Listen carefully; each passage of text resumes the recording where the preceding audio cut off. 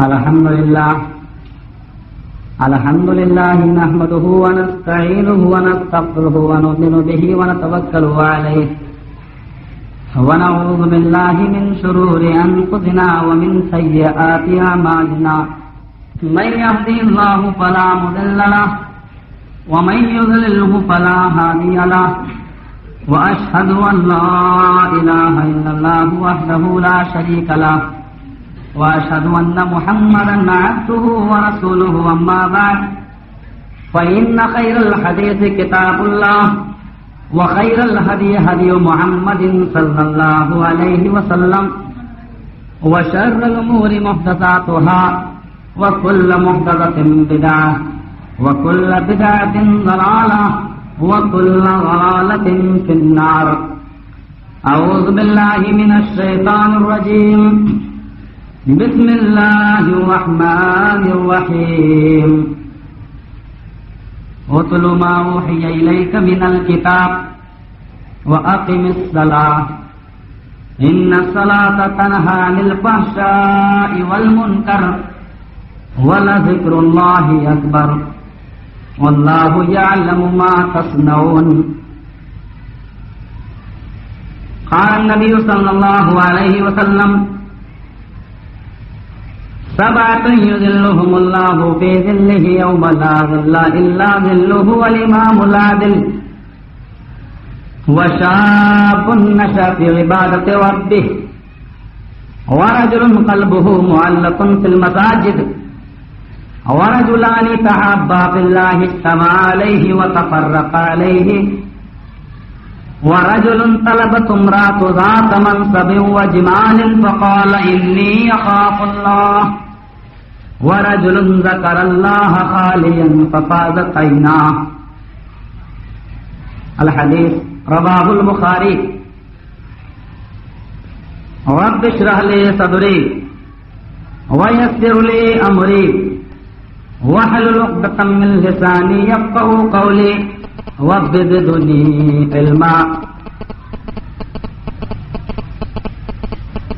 محترم سامعین کرام، آپ کو معلوم ہے کہ یہ پروگرام وقتی طور پر یہاں رکھا گیا ہے، کوئی پہلے سے فکس نہیں تھا. جمعے کے خطبے کے لیے میرا وعدہ تھا کہ حسین آباد پہنچ کر جمعے کا خطبہ دینا، لیکن سوء اتفاق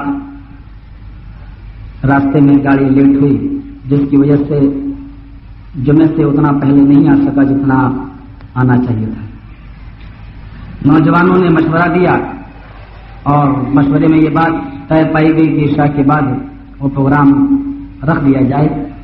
چونکہ آج کا دن خالی تھا اس لیے پروگرام کرنے کا موقع مل گیا، اور مجھے امید ہے کہ آپ ہماری مجبوریوں کو سمجھیں گے، کیونکہ یہاں جب میں آتا ہوں، خاص طور سے یہاں کی بات میں کر رہا ہوں، تو یہاں کے لوگ بڑے ضد زیادہ کرتے ہیں کہ آپ کو 3 گھنٹے بولنا ہے، 4 گھنٹے بولنا ہے، 2 گھنٹے بولنا ہے. برا نہ مانے میری بات کا.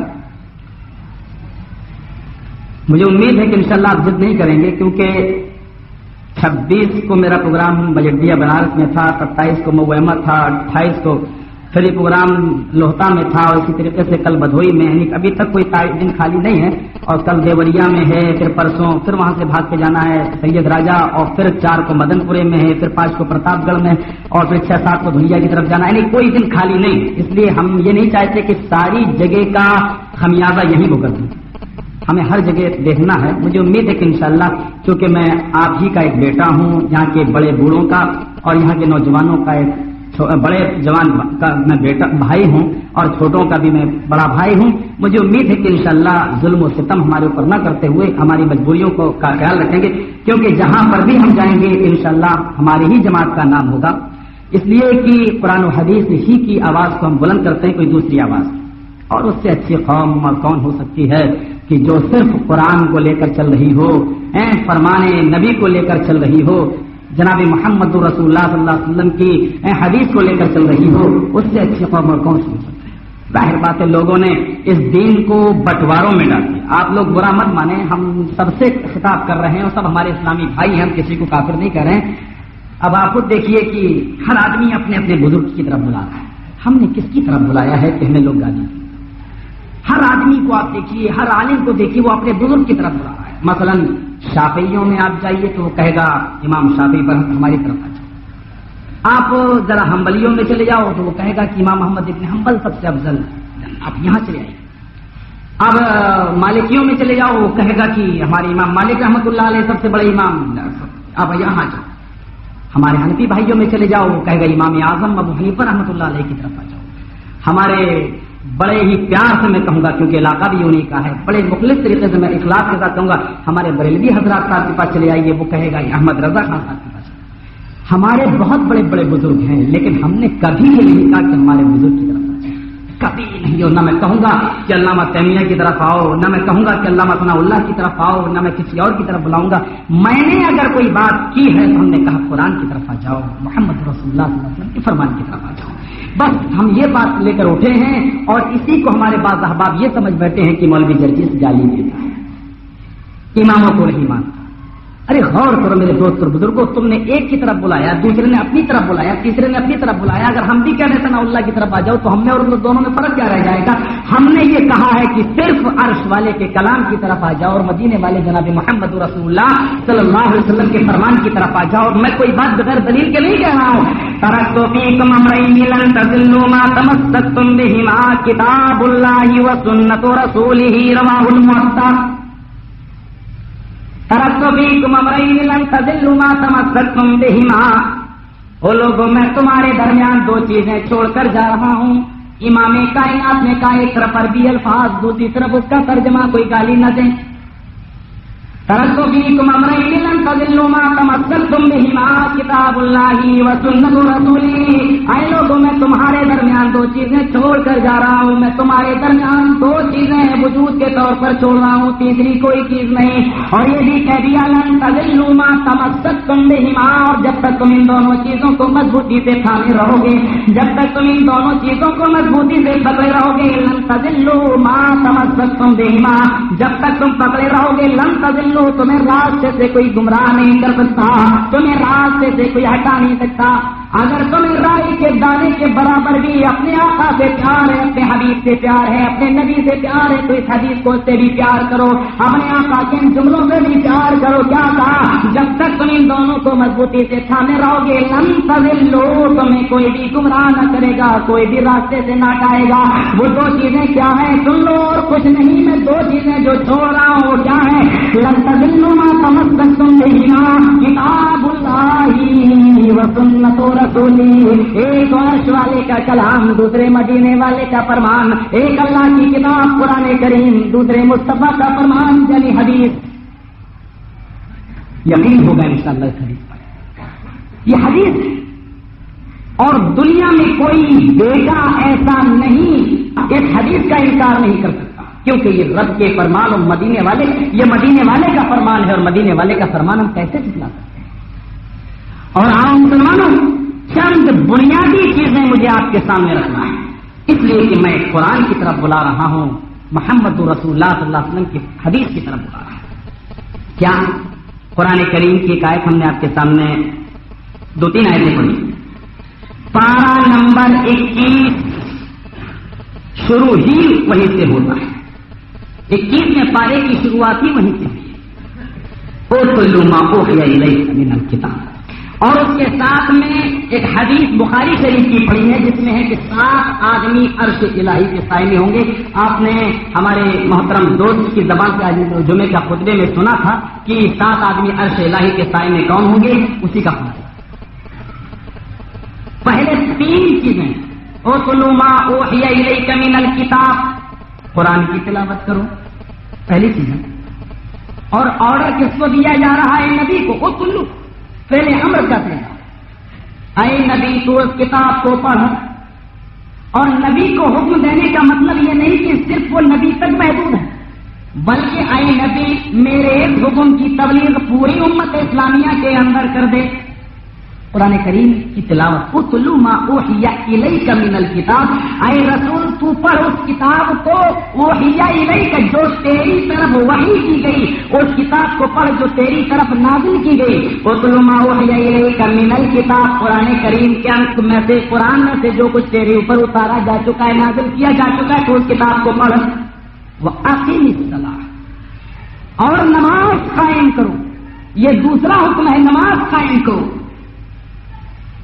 آخر قرآن کی تلاوت کا حکم پہلے اور نماز پڑھنے کا حکم بعد میں، کیا قرآن کی تلاوت افضل ہے نماز پڑھنے سے؟ ارے جہاں جہاں آپ قرآن پڑھیں گے تو پڑھیں گے وَأَقِیمُوا الصَّلَاةَ وَآتُوا الزَّکَاةَ، تمام افضل عبادتوں میں سے سب سے افضل عبادت نماز ہے. تو نماز کا لفظ پہلے آنا چاہیے، لیکن نماز کا لفظ پہلے نہیں، پہلے قرآن کی تلاوت کا حکم دیا گیا اور بعد میں کہا گیا کہ نماز قائم کرو. کیا قرآن کی تلاوت، نماز تو فرض ہے لیکن تلاوت تو سنت ہے، کیا نماز سے افضل تلاوت ہوگی؟ نہیں. آخر کیا وجہ ہے؟ آخر سبب کیا ہے؟ یہ دو چیزیں، اور پھر اس کا مین پوائنٹ بتایا گیا. آپ یہ کیسے اندازہ لگائیں گے کہ نماز قبول ہوئی یا نہیں؟ کچھ لوگ کتابوں میں پتہ نہیں کیا کیا لکھ جاتے ہیں. ایک صاحب کی میں کتاب پڑھ رہا تھا، اس میں لکھا تھا کہ جس نے فجر کی نماز نہ پڑھی ہو وہ آدمی ظہر کی نماز پڑھ لے تو اس کی نماز بھی قبول ہے. جس نے ظہر نہ پڑھی ہو، اثر میں آتا ہے تو اس کی اثر قبول نہیں. اثر کی نماز پڑھا ہو، مغرب نہ پڑھا ہو، عشاء کی پڑھنے آ گیا تو اس کی عشاء قبول نہیں. میں کہتا ہوں کہ یہ کوئی دلیل والی بات ہے. کوئی دلیل سے بات کہی ہوتی ہے، قرآن و حدیث کی دلیل ہوتی تو ہم مان لیں. ایک صاحب کی کتاب میں لکھا ہے کہ جو جمعے کی دن فجر کی نماز نہ پڑھے اس کا جمعہ ہی نہیں. آپ نے بھی سنا ہو. لیکن یہ کیسے پتا لگے گا کہ نماز قبول ہوئی یا نہیں؟ یہ چیز بھی آپ دلیل سے دیکھیں گے. ہمارے پاس قرآن کی دلیل ہے. کیا بتایا کہ پہلے تلاوت کرو قرآن کی، پھر نماز قائم کرو. ان الصلاۃ تنہی عن الفحشاء والمنکر، نماز بے شرمی سے روکتی ہے. وَلَذِكْرُ اللَّهِ اکبر، اور تیسری چیز کیا ہے؟ اللہ کا ذکر بہت بڑی چیز ہے. یہاں پر بتایا کہ ہمیشہ اپنی زبان کو ذکر و اذکار میں، ذکر الہی میں لگائے رکھو. کیوں؟ وَلَذِكْرُ اللَّهِ اکبر وَاللَّهُ يَعْلَمُ مَا تَصْنَعُونَ، تم جو کچھ بھی کرتے ہو ایک حرکت کا علم تمہارے پروردگار عالم کو ہے. وَاللَّهُ يَعْلَمُ مَا تَصْنَعُونَ، وہ سب کچھ جانتا ہے جو تم کر رہے ہو. یعنی اللہ تبارک و تعالیٰ کو تمہارے تمام کارناموں کا علم ہے. یعنی عالم الغیب اگر کوئی ہے تو وہ اللہ تبارک و تعالیٰ. ہم کیا کرنے والے ہیں یہ ابھی ہم کریں گے بعد میں، لیکن اللہ تبارک و تعالیٰ کو اس کا علم ہے. تو اللہ یعلم ما تصنعون، وہ کوئی مورتی نہیں ہے یا کوئی وہ مٹی کا ایک ڈھانچہ نہیں ہے، بلکہ اللہ یعلم ما تصنعون، اللہ کی حقیقت کو پہچانو کہ اللہ وہ ہے کہ یعلم ما تصنعون، کہ تم جو کچھ بھی کرتے ہو اس سے اللہ باخبر ہے، اس کو وہ جانتا ہے. واللہ یعلم، اچھی طریقے سے وہ اس کو جانتا ہے. تو یہ تین چیزیں اس آیت کے اندر بتائی گئی. پہلے ہم پہلی چیز کو لیں، قرآن کریم کی تلاوت. عربی لفظ ہے اتلو، اور اس قرآن کو قرآن کیوں کہا گیا یہ آپ سمجھتے چلیں. قرأ یقرأ سے آیا ہے قرآن. عربی لفظ قرآن ہے. قرآن قرأ یقرأ سے آیا ہے. قرأ یقرأ کے معنی پڑھنا، قرآن کے معنی پڑھنے والی چیز. قرآن اس کو کہتے ہیں جو پڑھا جائے. معنی سے اندازہ لگا لیجیے کہ قرآن قسم کھانے کے لیے نہیں آیا، قرآن تعویذ اور گنڈوں کے لیے نہیں آیا، قرآن ڈھونگ رچانے کے لیے نہیں آیا، قرآن اور بہت سے رسم و رواج کے لیے نہیں آیا، بلکہ قرآن یعنی پڑھنے والی چیز. قرأ یقرأ کے معنی پڑھنا، قرآن پڑھنے والی چیز، یعنی قرآن پڑھنے کے لیے اتارا گیا. اور اس کا مین پوائنٹ کیا ہے؟ اتلو ما اوحی الیک من الکتاب. ہمارے بعض اہل علم حضرات یہاں موجود ہوں گے. اتلو، حافظ ابن قیم الجوزی رحمہ اللہ نے اپنی کتاب کے اندر لکھا ہے کہ اتلو یہ تلاوت سے مشتق ہے، علم سے مشتق ہے. اور تلا یتلو کا معنی اگر آپ ڈکشنری میں دیکھیں تو تلا یتلو کے معنی ہوتے ہیں پیچھے پیچھے چلنا. تلا یتلو کا معنی ہوتا ہے پیچھے پیچھے چلنا. اتلو، اے نبی تو قرآن کے پیچھے پیچھے چل.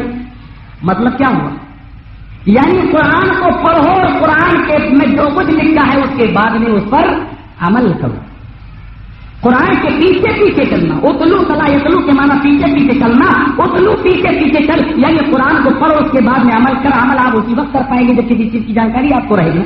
تو قرآن کو پڑھیے، پہلے قانون پڑھیے. وکیل وکالت بعد میں کرتا ہے، وکیل جج کے سامنے جا کر جرا بعد میں کرتا ہے، پہلے قانون کو پڑھتا ہے. تو قرآن اٹ از اے لاسٹ لا، یہ سموِدھان، یہ آخری قانون ہے. اور وہ قانون جو حتمی قانون، ضروری قانون، اس کے بغیر دنیا کی کوئی چیز چل ہی نہیں سکتی.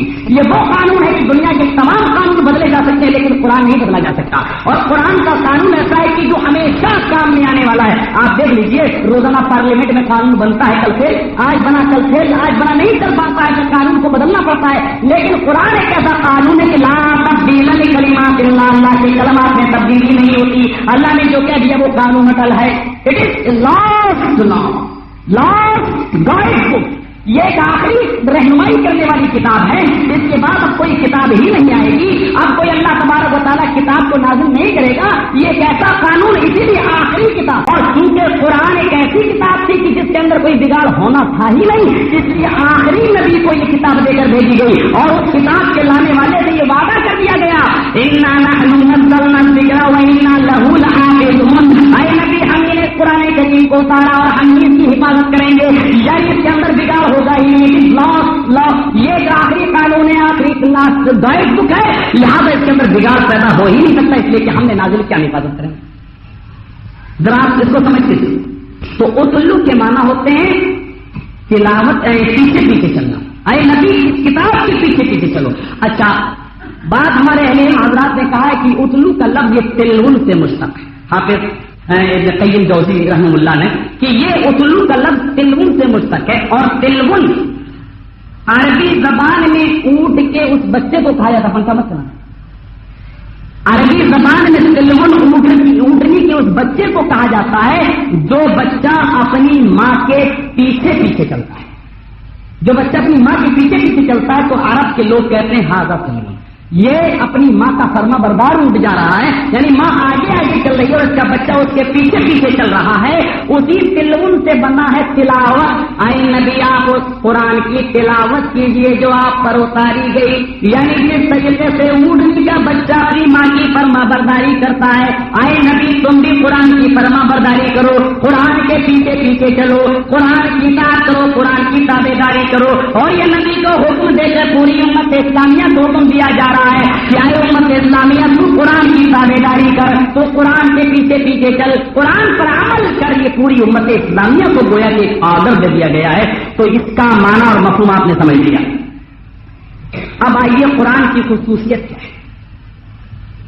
پہلی خصوصیت یہ ہے کہ قرآن کا نام جو قرآن رکھا گیا ہے، پڑھنے والی کتاب.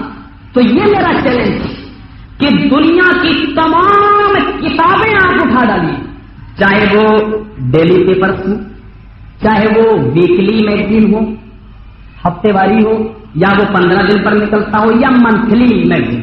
نہ تورات اتنی پڑھی جا رہی ہے، نہ زبور اتنی پڑھی جاتی ہے، نہ انجیل پڑھی جاتی ہے، اور نہ دنیا کی کوئی دوسری کتاب.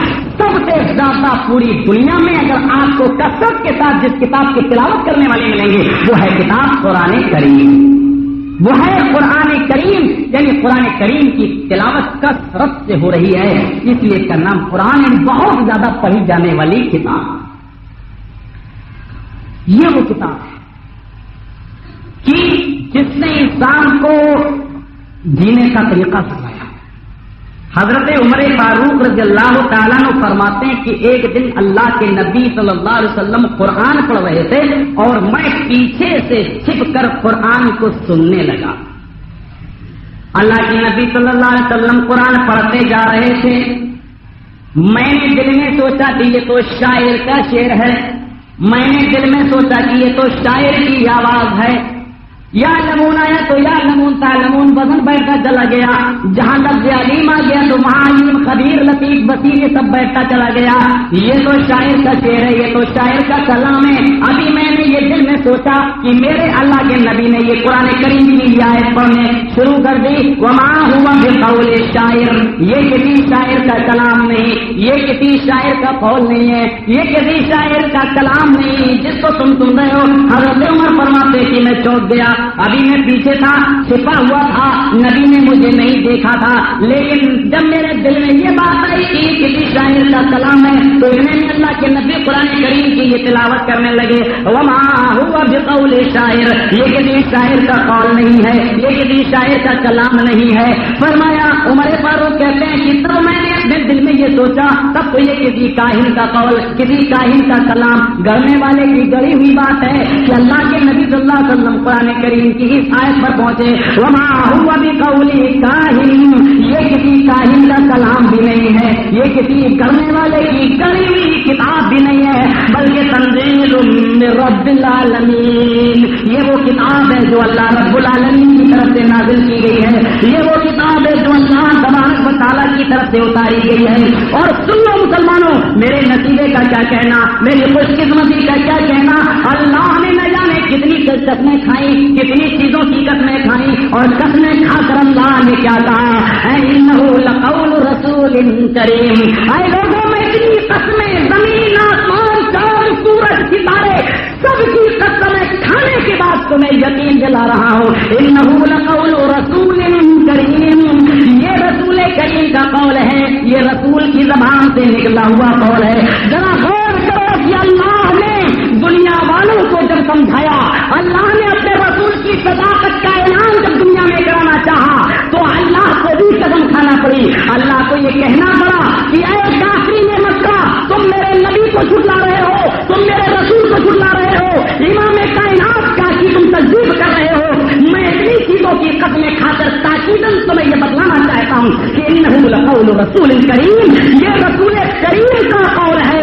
میرے دوست اور بزرگوں غور کیجیے، آج ہم دوسروں کی کتابیں لیے پھریں، آج ہم اسلام کو ثابت کرنے کے لیے غیروں کی کتابیں لے کر آئیں جس پر نہ اللہ نے قسم کھائی نہ نبی نے قسم کھائی، اور میرے رسول کی صداقت کا اعلان اللہ جب کرتا ہے اور یقین دوسروں کو دلا رہا ہے تو اللہ قسم کھا کر دلا رہا ہے کہ تاکہ تم جھٹلا نہ سکو۔ جب رسول کی بات کو لوگ اتنی اللہ کی قسموں سے کھانے کے بعد جب جھٹلا دیے تو ہم اور ہمارے بزرگوں یا ہمارے غیروں کی باتوں کو جھٹلانے والے کتنے لوگ پیدا ہوں گے۔ ذرا آپ اندازہ لگائیے اس قرآن کریم کی آیت کو سامنے رکھ کر، انہ لقول رسول کریم، اور آگے کہیں اللہ نے کہا وما ہوا بقول شیطان الرجیم، یہ کسی شیطان الرجیم کا قول نہیں ہے بلکہ انہ لقول رسول کریم، یہ رسول کریم کا اس رسول کا قول ہے جو بڑا بزرگ ہے، بڑا باعزت ہے۔ میرے دوست اور بزرگوں، عقل کے ناخن لینے کی ضرورت ہے اور صحیح مطالعے کی ضرورت ہے تاکہ ہم سمجھ سکیں کہ رسول کی حیثیت کیا ہے، رسول کا مقام کیا ہے، آقا کا مقام کیا ہے، امام کائنات کا درجہ کیا ہے۔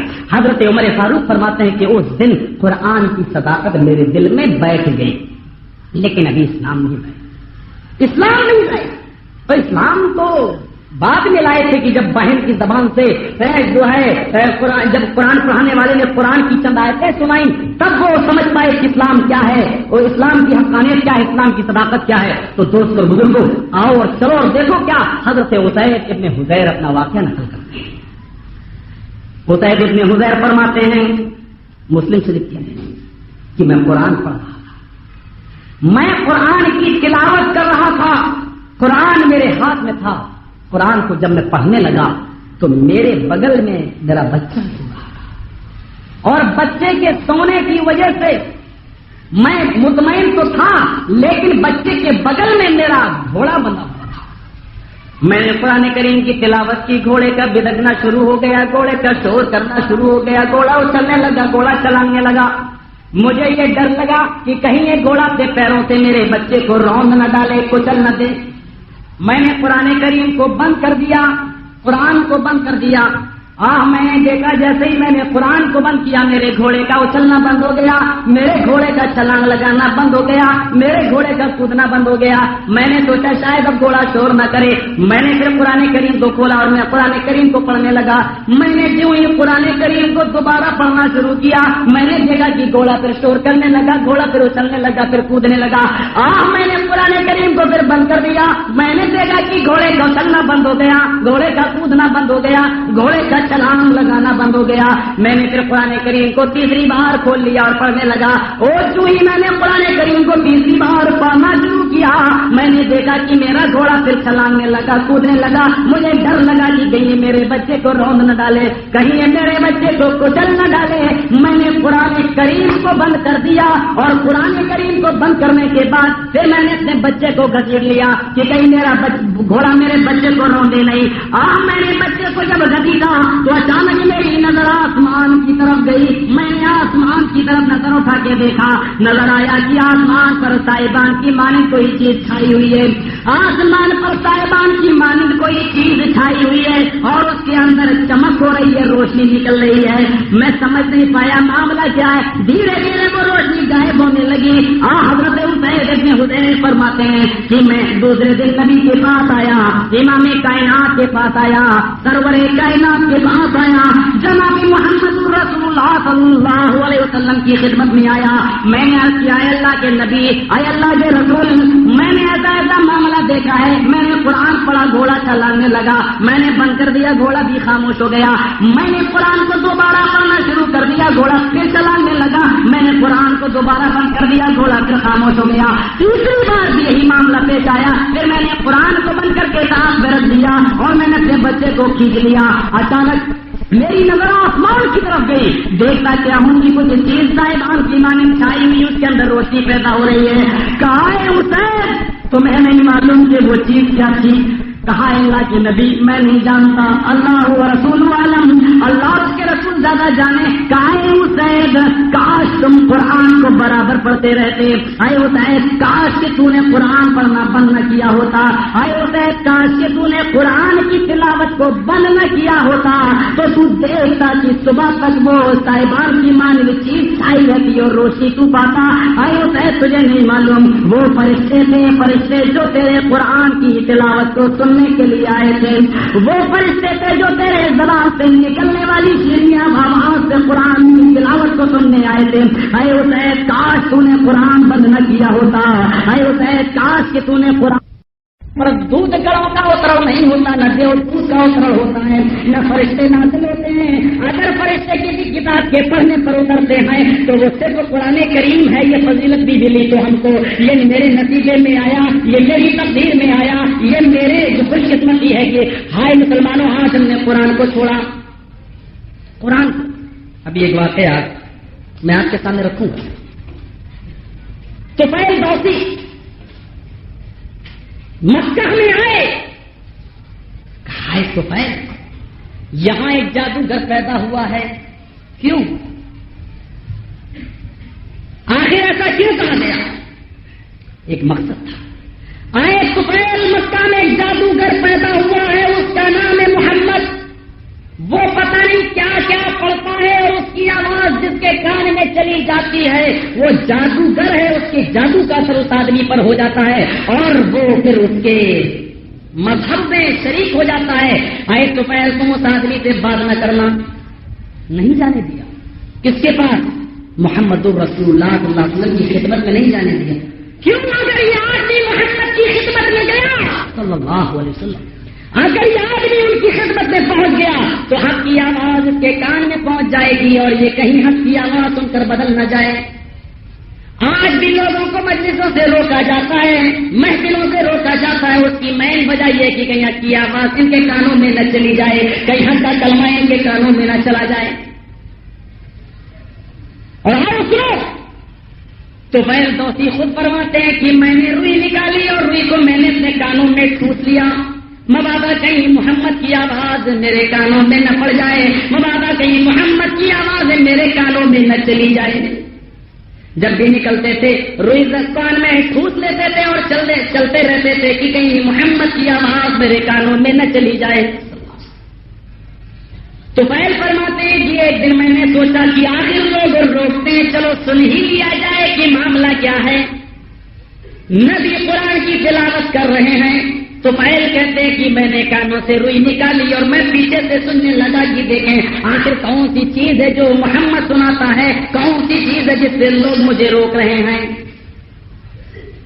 اور میں نے جیسے ہی روئی نکالی اور میں قرآن کی 2-4 آیتیں میرے کانوں میں گئی، نبی کی زبان سے نکلنے والا قرآن کلمات جیسے ہی میرے کانوں میں گئے، وہاں نبی قرآن پڑھ رہے ہیں، پیچھے سے طفیل کی زبان سے یہ جملہ نکل رہا ہے، اشہد ان لا الہ الا اللہ اشہد ان محمدا عبدہ ورسولہ، میں گواہی دیتا ہوں کہ اللہ کے علاوہ کوئی معبود نہیں اور جناب محمد الرسول اللہ صلی اللہ علیہ وسلم اللہ کے رسول ہے۔ میں نے یہ کلمہ پڑھا تو غیر دوسری فرماتے ہیں کہ میں نے یہ کلمہ اس لیے پڑھا کیونکہ محمد کی زبان سے جو جملے نکل رہے تھے وہ جملے ہمیں یہ بتا رہے تھے کہ یہ کسی جادوگر کا جادو نہیں ہے اور یہ کسی بشر کا کلام نہیں ہے، کیونکہ میں نے بہت سے شاعروں کے اشعار سنے ہیں لیکن یہ شاعر کا انداز بھی نہیں ہے، میں نے کاہنوں کی گڑی ہوئی باتیں بھی سنی ہیں لیکن اس کلام میں ہمیں کاہنوں کی گھبراہٹ کی آتش کا اثر بھی نہیں دکھائی دے رہا تھا، نہ کوئی جادو نظر آ رہا تھا، اور پھر محمد جیسا اجنبی اور محمد جیسا ایک امی ان پڑھ آدمی یہ کلام پڑھ رہا ہے جو بڑے سے بڑے پڑھے لکھے لوگ نہیں بنا سکتے۔ میں نے یہ کلمہ جب سنا تو میں اسلام لے آیا، میں قرآن پر ایمان لے آیا، میں مدینے والے پر ایمان لے آیا، اشہد ان لا الہ الا اللہ واشہد ان محمد رسول اللہ، میں گواہی دیتا ہوں کہ اللہ کے علاوہ کوئی معبود نہیں اور جناب محمد الرسول اللہ صلی اللہ علیہ وسلم اللہ کے رسول ہیں۔ یعنی عرش والے کے کلام پر، مدینے والے فرش والے مصطفیٰ کے فرمان پر میں ایمان لا چکا ہوں، کسی اور پر نہیں، بس یہ 2 چیزیں ان کے لیے مائن تھی اور تو کیجیے۔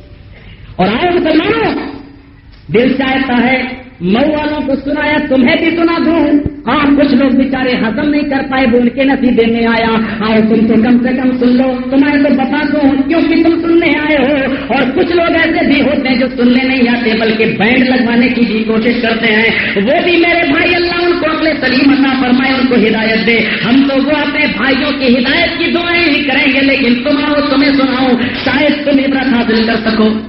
قرآن کریم کا مقام کیا ہے؟ بروز قیامت اور جب جنت اور جہنم کا فیصلہ ہو جائے گا تو جنتی جنت میں چلے جائیں گے اور جہنمی جہنم میں چلے جائیں گے، اور ایک لمبی مدت تک وہ جہنم کے اندر رہیں گے، کافی دنوں تک۔ اور کچھ حدیث میں آتا نا نکالتا، اللہ تعالیٰ نکالتا بھی رہے گا، جیسے کسی کی سزا آج پوری ہو گئی اس کو نکال کے جنت میں داخل کر دیا، کسی کی سزا کل پوری ہوئی اس کو نکال کے جنت میں داخل کر دیا۔ تو ایک مسلمان جب جنت میں باقی رہ جائے گا جس نے سب سے زیادہ گناہ کیے ہوں گے دنیا میں، وہ سب سے بعد میں جنت سے نکالا جائے گا اور اس کے بعد جنت جہنم کا دروازہ ہمیشہ کے لیے بند کر دیا جائے گا، یعنی سب سے زیادہ سزا پانے کے بعد جہنم سے اس کو سب سے آخر میں نکالا جائے گا۔ جب وہ آدمی جہنم سے نکلے گا تو اس کا جسم کوئلے سے بھی زیادہ کالا ہوگا اور اس کی منتوں اور دعاؤں کی وجہ سے اس کو جہنم کے دروازے کے پاس کھڑا کر دیا جائے گا، کیونکہ وہ یہ چیخ رہا ہوگا جہنم میں، اے اللہ میں تجھ سے یہ نہیں کہتا کہ مجھے جنت میں داخل کر دے، اے اللہ مجھے صرف جہنم کے دروازے کے پاس کھڑا کر دے، میں یہ نہیں چاہتا کہ مجھے تو جنت میں بھیج، اللہ جہنم سے تو نکال دے، لیکن صرف جہنم کے دروازے کے پاس لے جا کر کھڑا کر دے۔ مسلمانوں سنو، یہ کون آدمی ہے؟ اللہ کہے گا ٹھیک ہے میں تجھے نکالے دیتا ہوں جہنم سے، لیکن جہنم کے دروازے کے پاس کھڑا کر دوں گا تو دوسرا سوال نہیں کرنا۔ کہے گا ہاں اللہ اس کے بعد میں تجھ سے کوئی دوسری چیز نہیں مانگوں گا، کوئی دوسرا سوال میں تجھ سے نہیں کروں گا۔ نکل گیا، جہنم سے نکال دیا گیا، اس کی پیشانی پہ لکھا ہوگا ھذا حر من النار، یہ آدمی جہنم سے آزاد کیا گیا ہے، یہ آدمی جہنم سے آزاد ہوا ہے۔ جنتی جب اپنے اوپر محل پہ چڑھیں گے، جہنم کے دروازے کے پاس جب اس آدمی کو دیکھیں گے تو اس کے ماتھے پر لکھا ہوگا ھذا حر من النار، یہ جہنم سے آزاد کیا گیا ہے۔ اس چیز کو دیکھ کر وہ بہت زیادہ اس کو چڑھائیں گے کہ دیکھو جہنمی آدمی گناہگار اپنے گناہوں کی سزا پائے ہوئے ہے، آج بیچارہ جہنم کے دروازے کے پاس کھڑا ہے۔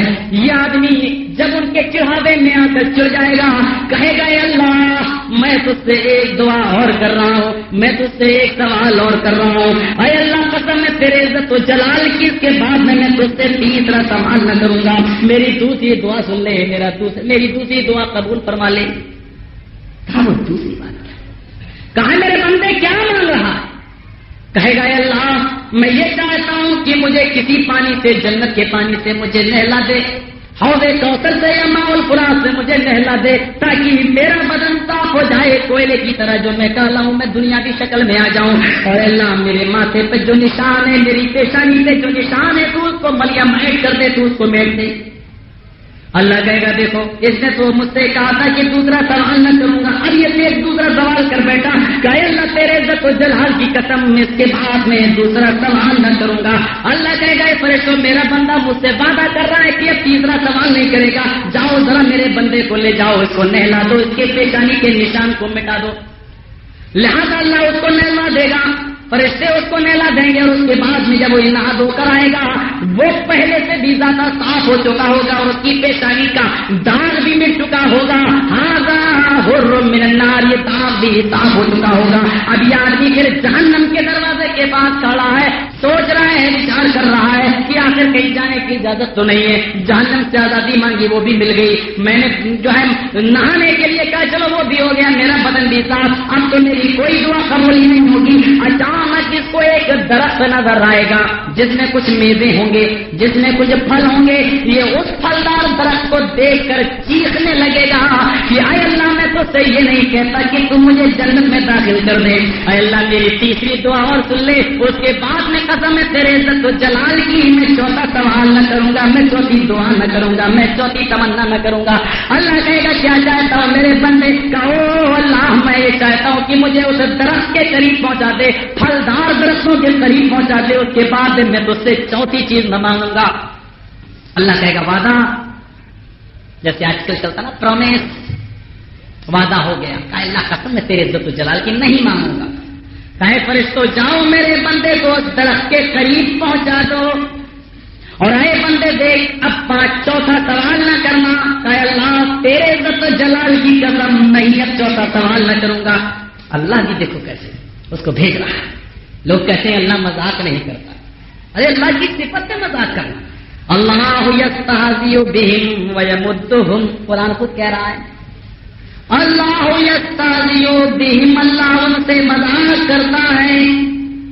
اللہ کی ایک صفت استہزاء کرنا ہے، مذاق کرنا، دیے دیکھو اللہ یہ سے مذاق کر رہا ہے۔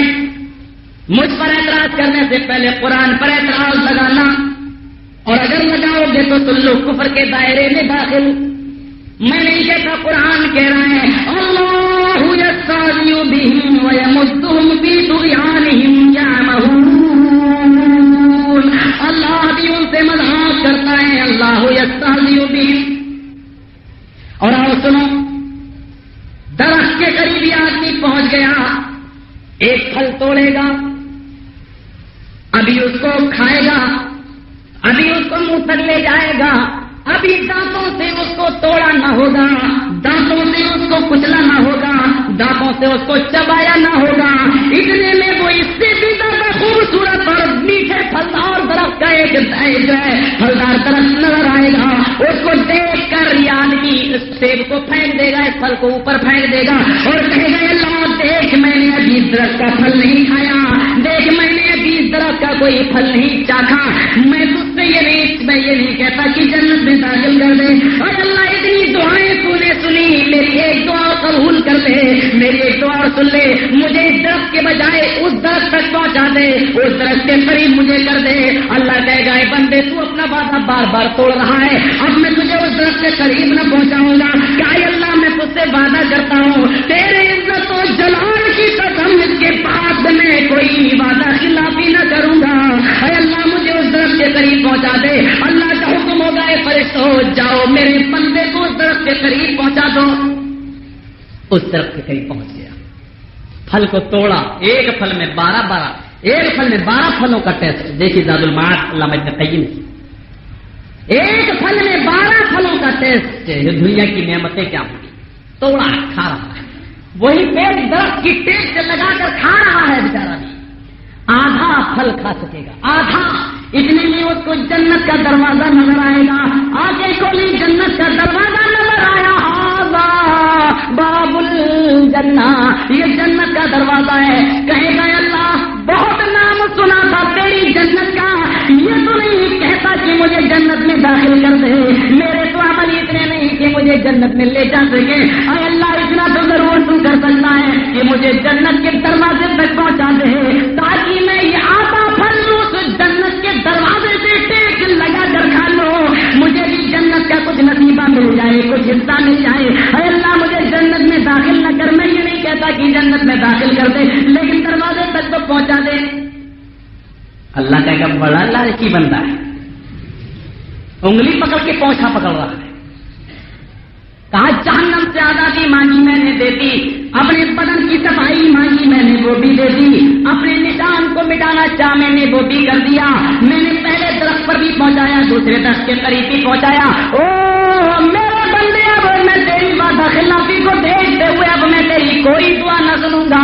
کہے گا اللہ تو یہ نعمتیں دکھلا رہا ہے, دنیا میں بڑی نام بڑا نام سنا تھا, اور اللہ تیرے عزت و جلال کی قسم اب میں کوئی وعدہ خلافی نہ کروں گا. بس تو مجھے جنت کے دروازے کے قریب پہنچا دیتا کہ میں یاد پل اس طرف کے سے ٹیک لگا کر کھا لوں. اللہ کہے گا فرشتوں میرا بندہ مجھ سے وعدہ کر رہا ہے, جاؤ اس کو جنت کے دروازے تک پہنچا دو, لیکن اندر داخل نہ کرنا, اندر نہ لے جانا. یہ بیچارہ چاہ رہا ہے اور جنت کا دروازے سے ٹیک لگاتا ہے اور پھل کھانے لگا. یہاں پھل ختم ہوا, وہاں جنت کا دروازہ فرشتوں نے کھولا. کون ہے جنت کے دروازے کے قریب؟ فرشتہ سوال کرے گا یہ کون ہے جو جنت کے دروازے سے ٹیک لگا کر پھل کھا رہا ہے؟ یہ آدمی جب مڑ کے دیکھے گا کھڑکی کھلی ہے, جنت کی نعمتیں دکھائی دے رہی ہیں. فرشتے کو تو بھول جائے گا کہ وہ پوچھنے والے ہیں, مجھ سے یہ مت پوچھ کہ میں کون ہوں. کہے گا اللہ اب تک تجھ سے مانگا, آج ایک اور سوال میں تجھے سے کر رہا ہوں. اے اللہ تو میری ساری دعائیں سنی, ایک دعا اور میری سن لے. اے اللہ میں یہ نہیں کہتا کہ ہمیشہ جنت میں داخل کر دے, مجھے چند لمحوں کے لیے جنت میں گھسنے کا موقع دے دے. بڑا نام سنا تیری جنت کا, دنیا میں مولویوں نے گلا پھاڑ پھاڑ کے بتلایا, رسول بھی آئے سب نے بتلایا. اے اللہ مجھے جنت میں جانے کا موقع دے دے, ہمیشہ کے لیے نہیں, ایک نظر پوری جنت کو دیکھنے کا موقع دے دے. اللہ کہے گا وہ میرے بندے یہ وعدہ خلافی اچھی نہیں, یہ حرص اچھا نہیں, یہ لالچ اچھا نہیں. جاؤ بے اے فرشتوں اس کو جہنم کے دروازے کے قریب لے جاؤ. یہ تو بار بار جنت میں گھسنے کی اپیل کرنے لگا کہ اللہ میں معلوم ہے, میں جانتا ہوں کہ میرا ٹھکانا وہی ہے جہنم کے دروازے کے قریب, لیکن اللہ اتنی چیزیں دکھلائی, ایک ہی چیز تو اور باقی رہ گئی. اللہ مجھے ایک نظر جنت کو دیکھنے کا موقع دے دے, ایک نظر دیکھ رہا ہوں تیرے عزت و جلال کی قسم, میں اس کے بعد میں پھر کوئی سوال نہ کروں گا. او میرے فرشتوں جاؤ, میرا بندہ ہے بیچارہ گناہگار ہے, جاؤ جنت کو دکھلا دو. اور دیکھو جنت میں دکھلانے کے بعد جلدی سے نکال لاؤ اس کو باہر. اب یہ آدمی جنت میں گھس گیا, جنت کو دیکھ رہا ہے. کیا یہ دنیا کے ایئر کنڈیشن میں مزہ اور کیا صوفہ سیٹ میں مزہ, جنت کے اندر یہ آدمی چل رہا ہے, دھیرے دھیرے قدم رکھ رہا ہے تاکہ دیر تک نظارہ کرنے کا موقع ملے. اور وہ نظارہ کرتا جا رہا ہے, جنت کو دیکھ لیا. اور سن لو آج تمہیں ایک نئی بات بتاؤں, جنت کے اندر ایک آدمی کے لیے, اور وہ ہیں جناب محمد رسول اللہ صلی اللہ علیہ وسلم, ان کے لیے ایک مقام بڑا بلند بنایا گیا. اس مقام کا نام ہے مقام محمود. ہم بھی دعا مانگتے ہیں ہر اذان کے بعد, اور اللہ سے دعا کرتے ہیں کہ اللہ ہمارے نبی کو مقام محمود عطا فرما. وہ مقام محمود صرف آقا کے لیے, امام کائنات کے لیے, سرور کائنات کے لیے. سن لو اس مقام محمود کے اندر نہ اللہ کے نبی کا یار غار ابو بکر داخل ہو سکتا, نہ اس مقام محمود میں اللہ کے نبی کا ساتھی عمر داخل ہو سکتا, نہ عثمان جا سکتا, نہ علی رضی اللہ تعالیٰ عنہ, کوئی نہیں. یہاں تک کہ نبی کی شہیدی بی بی خدیجہ بھی نہیں اور عائشہ بھی نہیں, یہاں تک کہ نبی کے نواسے حسن بھی نہیں, حسین بھی نہیں, اور نبی کی لقب جگر فاطمہ بھی نہیں رضی اللہ تعالیٰ عنہ. آؤ مسلمانوں ذرا غور تو کیجیے, آؤ مسلمانوں ذرا سوچو. وہ مقام محمود کو دیکھ کر کہے گا کہ یہ مقام تو کسی دوسرے کو مل ہی نہیں سکتا, نہ اس میں کوئی جا سکتا, کیونکہ وہ مقام محمود ہے. یہ آدمی اس مقام کو دیکھنے کے بعد, مقام محمود کے بعد جو دوسرا محل ہوگا, جو دوسری بلڈنگ ہوگی, یعنی مقام محمود کے بعد یہ آدمی مقام محمود کے بعد دوسری منزل کو دیکھے گا، دوسری بلڈنگ نظر آئے گی، کہے گا اللہ میں مقام محمود میں داخل تو نہیں ہو سکتا، اس میں کوئی نہیں، بڑے بڑے نیک آدمی نہیں جا سکتے، تو میری کیا وہ ساتھ میری کیا بتاتے اللہ، میں یہ چاہتا ہوں کہ مقام محمود کے بعد یہ جو سب سے اونچی بلڈنگ مجھے نظر آ رہی ہے، میں نے پوری جنت دیکھ لی، اب آخری یہ چیزیں باقی رہ گئی، اللہ مجھے پوری اونچائی پر رہی سب سے اونچی چوٹی پر جانے کی اجازت دے دے، اس کے بعد میں وہاں سے خود ہی نکل آؤں گا اور اپنی منزل میں پہنچ جاؤں گا جو میرا ٹھکانا۔ اللہ کہے گا بڑا پادا خلاف ہے لالچی، وہ میرے بندے، میرا نبی دنیا میں پہلے ہی کہہ کر آیا تھا کہ انسان کی لالچ کیا ہوتی ہے، لو کان لی بنی آدم وادیان من مال لا تبغى ثالثا ولا يملأ جوف ابن آدم الا التراب ويتوب الله على من تاب۔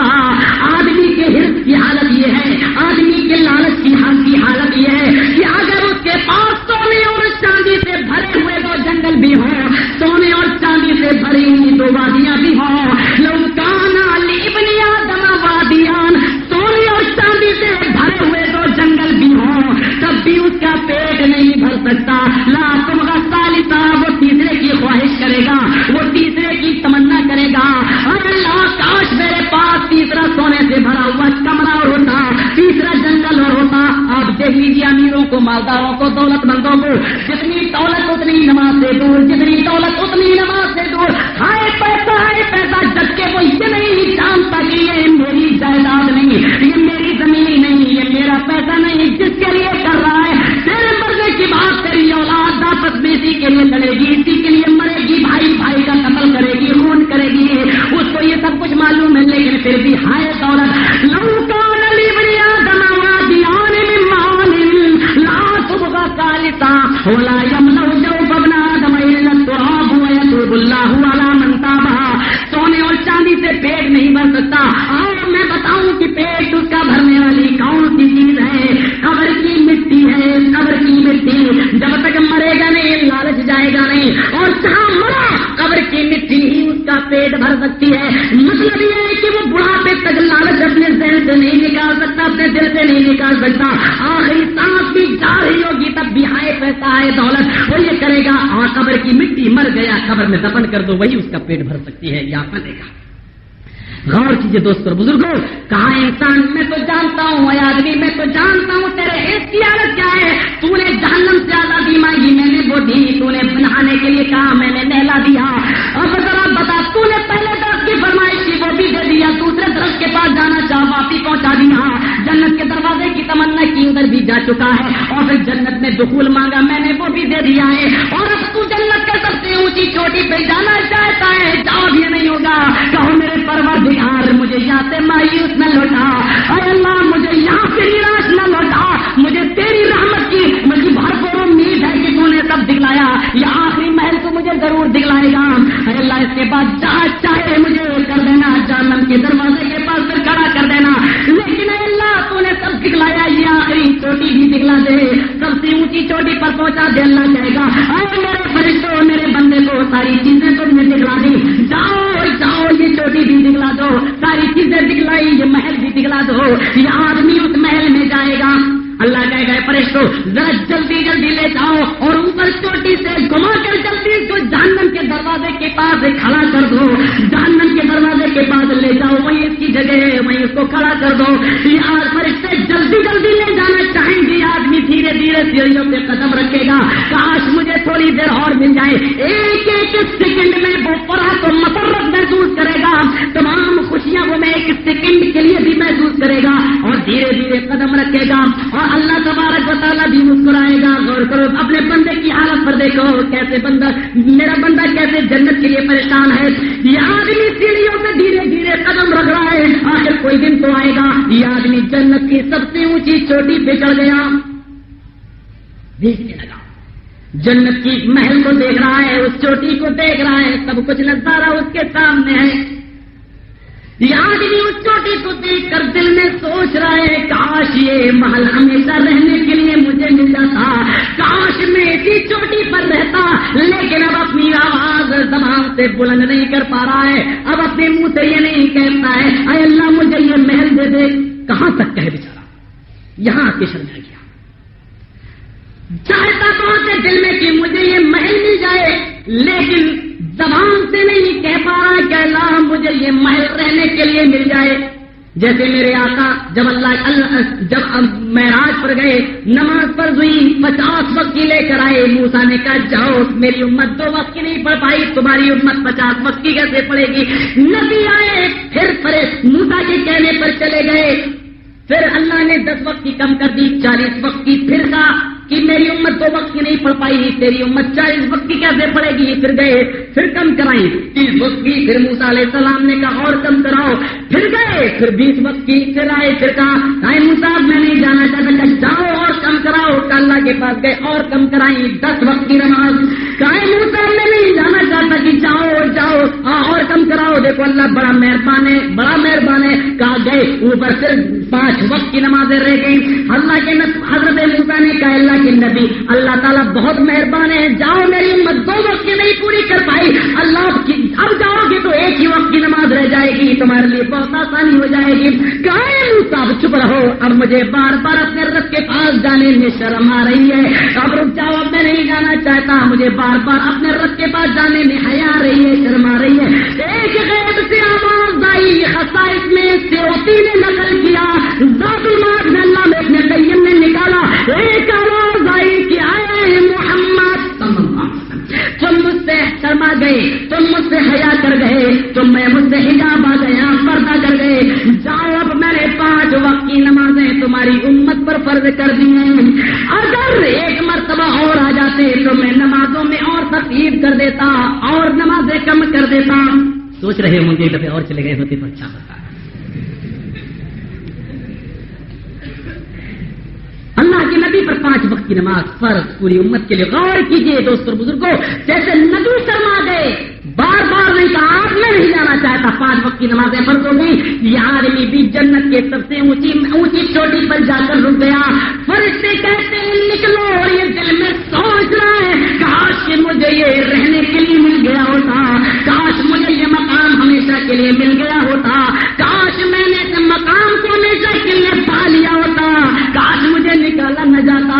گھنٹی بجی یعنی الارم ہوا، جس کو آپ جو بھی سمجھنا چاہے سمجھ لیں، یعنی فرشتوں کی آواز آئی کہ نکلو، بس سب کچھ دیکھ لیا اب چلو.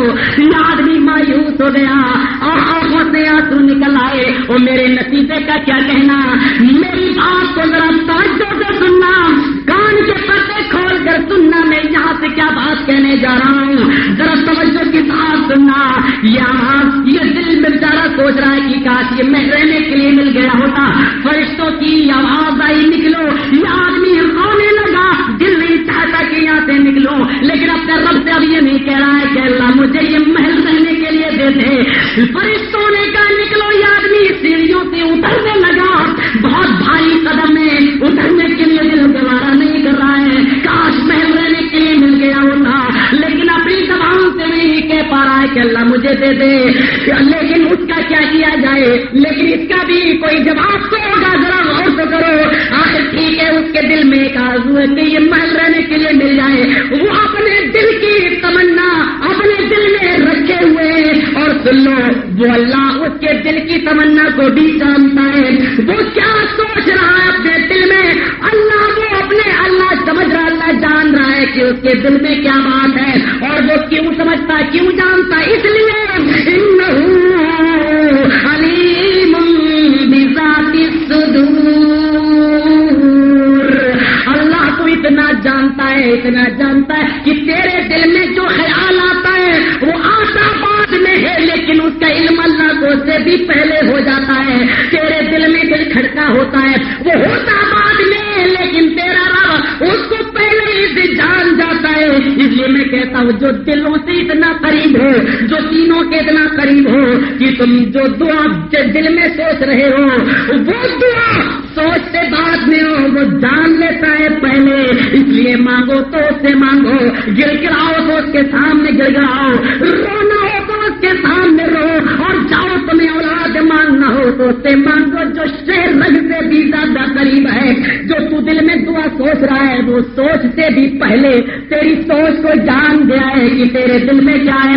یاد بھی قدم ہٹا رہا ہے سیڑھی سے، دل بھاری ہے، فرشتے ہاتھ پکڑ کے کھینچ رہے، چلو جہنم کے دروازے کے قریب جا، تمہاری منزل وہاں ایک سے آواز آتی ہے، اے فرشتوں میرے بندے کو چھوڑ دو، یہ اوپر والی چوٹی میں نے اسی کے لیے بنائی ہے، یہ محل میں نے اسی کے لیے بنایا ہے، یہ اونچا مقام میں نے اسی کو دیا ہے، اس کے دل میں تمنا ہے لیکن شرم کی وجہ سے کہہ نہیں پا رہا ہے، یہ چاہتا ہے لیکن زبان سے ادا نہیں کر پا رہا ہے، اور میں جانتا ہوں اس لیے کہ میں اپنے بندے کی شہرت سے بھی زیادہ قریب ہوں، میں اپنے بندے کے دل سے بھی زیادہ قریب ہوں۔ اللہ نے وہ محل اسی کے لیے بنایا ہے، اس کو چھوڑ دو، رہنے دو، دے دو۔ لہذا فرشتوں نے وہ محل دے دیا اور وہ آدمی اس میں رہنے لگا۔ اب آئیے خصائص میں علامہ سیوطی کیا نقل کرتے ہیں، ذرا دیکھیے۔ کہا صحابہ کے سامنے یہ پورا منظر واقع جب اللہ کے نبی نے بیان کیا، کہا اے اللہ کے نبی تو بڑا خوش نصیب آدمی ہے، لیکن آپ نے کیا سوال کیا؟ اے صحابہ کیا تم جانتے ہو یہ کون آدمی تھا جس کو اتنا اونچا مقام ملا، اتنا بلند درجہ اور رتبہ ملا؟ اتنے گناہ اس آدمی نے کیے کہ جہنم میں بھی سب سے زیادہ رہا، اور اتنا زیادہ گناہ کرنے والا گناہگار آدمی جب جہنم سے نکلا تو جنت کا سب سے اونچا محل پا گیا۔ آخر بات کیا ہے، یہ کون ہے جانتے ہو؟ صحابہ نے کیا جواب دیا؟ اللہ ورسولہ عالم، اللہ کے رسول زیادہ جانتے ہیں۔ صحابہ یہ وہ آدمی ہے جو ایک مہینے کے اندر ایک کلام پاک پڑھ لیا کرتا تھا، یہ وہ آدمی ہے جو ہر مہینے میں میری نازل کردہ کتاب کی تلاوت کر لیا کرتا تھا۔ دوست آتے تھے، چلو بڑی اچھی فلم لگی، کام نہیں، میں اس وقت رب کا کلام پڑھ رہا ہوں، نہیں جا سکتا۔ ہاں اس سے گناہ ہوئے، سب کچھ ہوا، لیکن قرآن پڑھتے وقت اس نے اپنے باپ کو بھی ٹھکرایا، اماں کو بھی ٹھکرایا، سب کو سب کچھ سے منع کر دیا، 200 یاروں کو بھی ٹھکرایا۔ اس کا جو اصول تھا وہ اصول یہ تھا، ایک مہینے میں یہ رب کا کلام مکمل کر لیا کرتا تھا۔ اس نے دنیا میں میری سب سے اونچی، اللہ کی سب سے اونچی کتاب، اللہ کی نازل کردہ سب سے اونچی کتاب کی عزت کی، اس کے مقام کو سمجھا۔ اللہ نے بھی جنت میں اس کو سب سے اونچا مقام دیا، اللہ نے بھی اس کو جنت میں سب سے اونچا درجہ دیا۔ اور ہائے کاش ہم نے بھی قرآن کی حقیقت کو سمجھا ہوتا۔ یہاں قرآن کو پڑھنے کے لیے کہتا کون ہے؟ وَأَقِمِ الصَّلَاةَ، اور اے نبی نماز قائم کرو، اپنی پوری امت کو نماز کی تعلیم دے دو۔ میں نے ایک بات بتائی تھی کہ نماز یہ کیسے پتا چلے کہ قبول ہو، یہ کیسے پتا چلے کہ آپ ناقبول، یعنی یہ ہماری منہ پہ مار دی گئی۔ سن لو، ایک ترازو میں بتا رہا ہوں، اس ترازو پر اپنی نماز کو تولو۔ اللہ نے ایک ترازو بتائی کہ اگر یہ نمازیں ہوں گی تو تمہاری نمازیں قبول، ایسی نہ ہوں گی تو تمہاری نمازیں یعنی تمہارے منہ پہ ماری جائیں گی۔ اور آؤ وہ نمازیں کیا ہیں، کون سی نمازیں قبول؟ قرآن کی کسوٹی دیکھو، اور آؤ آج ترازو بھی بتاؤں، کوئی بہت پرانی ترازو نہیں ہے، سن لو، آج ایک نئی بات ہے، لیکن تم نے سنا تو ہوگا، سمجھ نہیں سکے ہوگے، سنو تو ذرا۔ اللہ نے کیا کہا؟ ان الصلاۃ تنہا عن الفحشاء والمنکر۔ اور سن لو، وہابیہ جب بھی بات کرتا ہے تو دلیل سے کرتا ہے، وآخر الصلاۃ، نماز، ان الصلاۃ تنہا عن الفحشاء والمنکر، صحیح الفاظوں میں قرآن نے کہہ دیا کہ نماز وہ قبول ہے۔ کون سی نماز کی پہلے قبولیت کی شرط دیکھ لو، نماز کا پہلے شرط کیا؟ ان الصلاۃ تنہا عن الفحشاء والمنکر۔ نماز کا مول منتر، مین پوائنٹ کیا ہے؟ وہ انسان کو بے شرمی سے روکتی ہے، بے حیائی سے روکتی ہے، وہ انسان کو برے کاموں سے روکتی ہے۔ اب سنو، یہی نماز کے قبول اور نہ قبول ہونے کی دلیل ہے۔ قرآن نے کہا کہ نماز انسان کو بے شرمی سے روکتی ہے، برے کاموں سے روکتی ہے۔ اب ہر نمازی یہ سوچ لے کہ کس کی نماز اس کو برے کاموں سے روک رہی ہے۔ جس کی نماز اس کو برے کاموں سے روک رہی ہو، اس کی نمازیں اللہ کے یہاں قبول ہو رہی ہیں، اور جس کی نماز اس کو برے کاموں سے نہ روک رہی ہو. نماز بھی پڑھتا ہو, چترہار بھی دیکھتا ہو, نماز بھی پڑھتا ہو, شرک بھی کر رہا ہو, نماز بھی پڑھتا ہو, 2 لاکھ کا اپنی بیٹی کو جہیز بھی دے رہا ہو, نماز بھی پڑھتا ہو اور بیڑی اور سگریٹ اور حقے اور شراب میں بھی لگا ہو, جوئے کھانے میں بھی, جوئے کھیلنے میں بھی لگا ہو, جو ان تمام برائیوں میں ملوث ہے, نماز کے بعد بھی یہ تمام برائیاں اس کے اندر پائی جا رہی ہیں, تو اس کی نماز نے اس کو برائیوں سے نہ روکا. وہ نماز ہی نہیں. نماز وہ ہے جو اس کو اس کے برے کاموں سے روکے, اور جس کی نماز اس کو برے کاموں سے روک رہی ہو, اس کی نماز قبول اور نہ روک رہی ہو تو نہ قبول. ایمان ہے, کسوٹی ہے. اور اگر ہم یہ نہ مانیں تو کیا یہ کہہ دیں جوا کھیلنے والے کی بھی نماز قبول, جو متقی ہے اس کی بھی نماز قبول؟ فرق کیا رہ گیا؟ ہم یہ کہیں کہ جو آدمی کو شراب کو چھوڑے ہے, بیچارہ شراب کے قریب نہیں جاتا, اس کی بھی نماز قبول, اور جو شراب پی رہا ہے اس کی بھی نماز قبول. پھر فرق کیا رہ گیا, فائدہ کیا ہے نماز پڑھنے سے؟ اور آؤ مسلمان ہو, آقین الصلاۃ, نماز قائم کرو.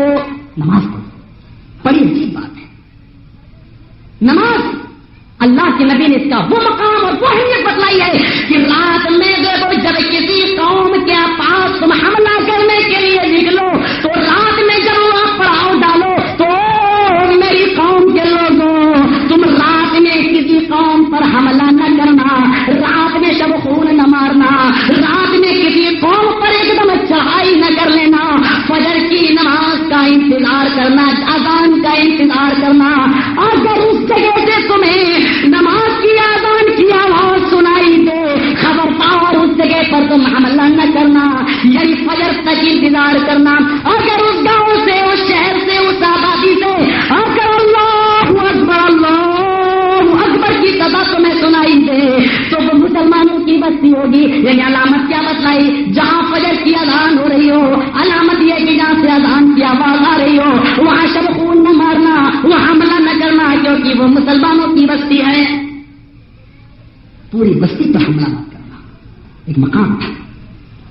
اور آؤ, ہم زیادہ کچھ تو نہیں کہتے, آؤ نماز کے اوپر ایک بات بتاؤں کہ قیامت کے دن کون سا دن مجرم ہوگا. اس سے پہلے میں یہ بتلا دوں کہ میرے یہ عبید اللہ تابعی گزرے ہیں بہت بڑے.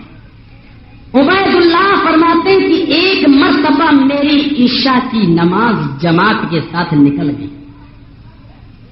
میرے یہاں کچھ مہمان آ گئے, ایک وقت کی اونلی, صرف ایک وقت عشاء کی نماز, وہ بھی جماعت نکل گئی. مہمانوں کو کھلانے میں لگ گئے جس کی وجہ سے جماعت نکل گئی. فرماتے ہیں کہ میں اپنے محلے میں ڈھونڈا نہیں ملی, پورے شہر میں ڈھونڈا نہیں ملی. میرے شہر کے بغل میں قریب دوسرا شہر بسرا لگتا ہے, میں بسرا سے چپک کر گیا کہ بسرا لگے تو شاید جماعت مل جائے. میں نے پورے بسرا میں جماعت کو تلاش کیا لیکن ہر جگہ کے لوگ پڑھ چکے, کہیں مجھے جماعت نہ ملی. میں اپنے گھر سے چلا آیا اور میں نے عشاء کی نماز کو پڑھا, اکیلے پڑھا, تنا پڑھا. اور چونکہ میں جانتا تھا کہ اللہ کے نبی نے فرمایا کہ جماعت کی نماز تنہا نماز پڑھنے سے 27 گنا زیادہ ہوتی ہے, 27 گنا زیادہ درجہ رکھتی ہے. فرماتے ہیں عبید اللہ کہ میں نے عشاء کی نماز کو 27 مرتبہ پڑھا, 27 بار پڑھا تاکہ مجھے جماعت کا ثواب مل جائے, تاکہ مجھے جماعت کا درجہ مل جائے.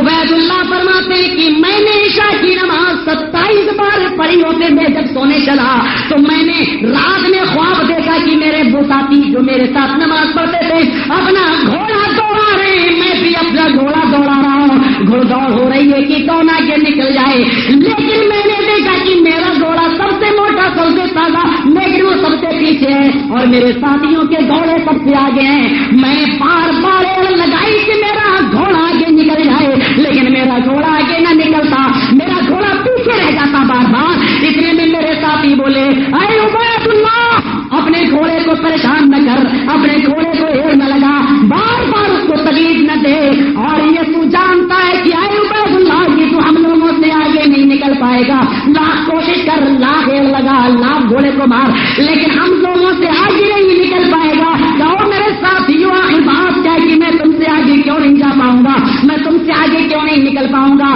کہ اس لیے کیا عبید اللہ ہم نے عشاء کی نماز جماعت کے ساتھ پڑھی ہے اور تم نے عشاء کی نماز جماعت سے ادا نہیں کی, جماعت سے نہیں پڑھی. یعنی 27 مرتبہ اکیلے اور تنہا ایک نماز کو پڑھنے کے بعد بھی وہ درجہ نہیں ملا جو جماعت کے ساتھ نماز کا ہے. اب غور کیجئے کہ ہمیں جماعت کی کتنی پابندی کرنی چاہیے. سوچ اور آؤ ہمیں کیا کریں. ذرا سوچو تو صحیح کہ میدان محشر ہے وہ میدان محشر. آج ہماری زمین سے میں نے بتایا تھا کہ سورج 9 کروڑ 30 لاکھ میل کی دوری پر ہے. اور آپ غور کرنے والے غور کریں کہ سورج قیامت کے دن صرف 1 میل کے فاصلے پر ہوگا. کوئی ٹخنوں کے برابر پسینے میں ڈوبا ہے تو کوئی گھلنے کے برابر, کوئی کمر کے برابر, کوئی گردن کے برابر, اور کوئی اسی میں غوطہ لگا رہا ہے. کہاں کچھ ایسے بھی ہوں گے کہہ رہے ہوں گے کہ اللہ میدان محشر کی تکلیف ہم سے برداشت نہیں ہو رہی ہے, اس سے تو بہتر ہے کہ تو ہمیں جہنم میں ڈال دے, اس سے تو بہتر ہے کہ تو ہمیں جہنم کے اندر بھیج دے. حالانکہ ابھی جہنم کا نظارہ نہ کیا ہوگا, جہنم کو دیکھا نہ ہوگا, جہنم کی تمنا کر رہے ہیں. میدان محشر ہوگا, حساب و کتاب ہو رہا ہوگا, حساب و کتاب ہو چکا ہوگا. اب جنتی الگ اور جہنمی الگ, جنتی الگ, جہنمیوں کو الگ کر دیا گیا. فرشتہ کہے گا اے جنتیوں تم جنت کے کنارے کھڑے ہو جاؤ, اور جہنمیوں تم جہنم کے کنارے کھڑے ہو جاؤ. جنتی جنت کے کنارے کھڑے ہو گئے, جہنمی جہنم کے کنارے کھڑے ہو گئے. سفارش بھی ہو چکی ہوگی, سب کچھ ہو چکا ہوگا. جنتی جنت کے کنارے کھڑے ہوں گے اور جہنمی جہنم کے کنارے کھڑے ہوں گے. فرشتہ اپنے ہاتھ میں ایک مرا ہوا دمبا لے کر آئے گا جس کا نام ہوگا عربی میں موت. مرے ہوئے دمبے کو لے کر آئے گا, اٹھا کر پٹک دے گا. آئے جنتیوں بتاؤ یہ میرے ہاتھ میں کیا ہے, بخاری کی حدیث ہے. آئے جنتیوں بتاؤ کہ میرے ہاتھ میں کیا ہے. جنتی چیختی ہوئی آواز میں کہیں گے آئے فرشتے تیرے ہاتھ میں موت ہے. ہمیں اور آپ کو جو موت آئے وہ قیامت کے دن مرے ہوئے دمبے کی شکل میں لائی جائے گی, کیونکہ الذی خلق الموت والحیات, اللہ وہ ہے جس نے موت اور زندگی کو پیدا کیا. تو موت کو بھی اللہ نے پیدا کیا, موت بھی اللہ کی ایک مخلوق ہے. الذی خلق الموت والحیات, موت کو بھی اللہ نے بنایا, زندگی کو بھی اللہ نے پیدا کیا, لہذا اس کو بھی موت آئے گی, موت کو بھی موت آئے گی. فرشتے سے جنتی کہیں گے اے فرشتوں تیرے ہاتھ میں, اے فرشتے تیرے ہاتھ میں موت ہے. فرشتہ پھر کہے گا اے جہنمیوں تم بھی بتاؤ کہ میرے ہاتھ میں کیا ہے. وہ جہنمی جواب دیں گے اے فرشتے تیرے ہاتھ میں موت ہے. کہے جنتی ہو او جہنمی ہو دونوں سنو. پٹکے گا تیز چھری کاندھے پر پیر رکھ کر چھری کو گردن پہ چلاتا ہوا کہے گا اے جنتی ہو اے جہنمی ہو تم دونوں سن لو. آج اس موت کو بھی موت کی گھاٹ اتارا جا رہا ہے, اور اس موت کو بھی موت آ رہی ہے. لہٰذا یہ کہہ کر وہ چھری چلا دے گا اور موت نامی اس دمبے کو ذبح کر دے گا, کاٹ ڈالے گا.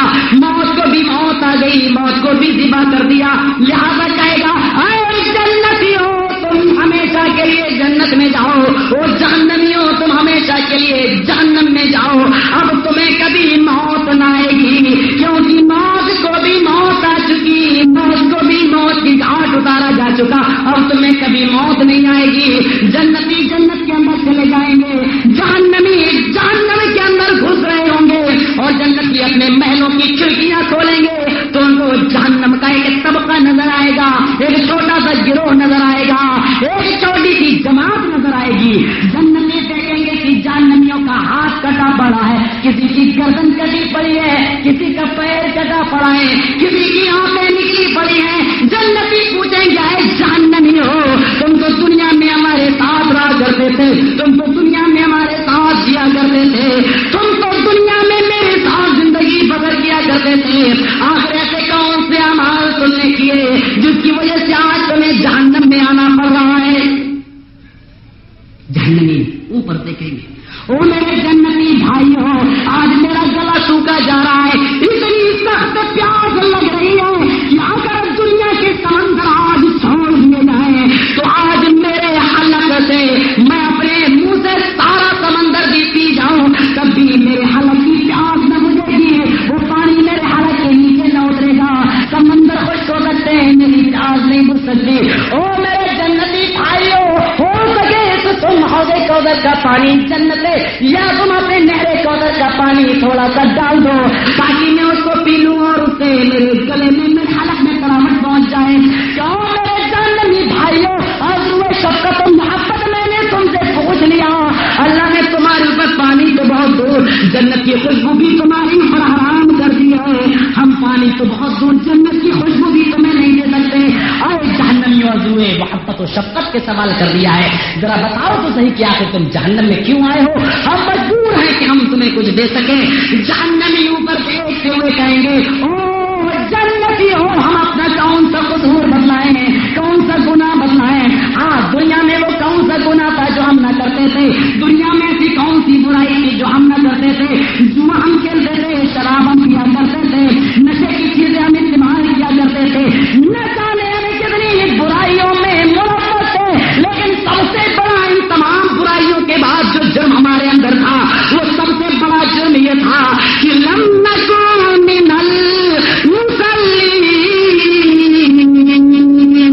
ہم دنیا میں نمازیں نہ پڑھا کرتے تھے، ہم نے دنیا میں نمازوں کا جنازہ نکالا، آج میرا جنازہ نکالا جا رہا ہے، آج میرا کوفہ بنایا جا رہا ہے، آج مجھے ستایا جا رہا ہے، آج میرے اوپر فرشتے مار دھاڑ کر رہے ہیں، اس لیے کہ لم نکن من المصلین، ہم دنیا میں نمازیں نہ پڑھا کرتے تھے، ہم نے دنیا میں نمازوں کو چھوڑا۔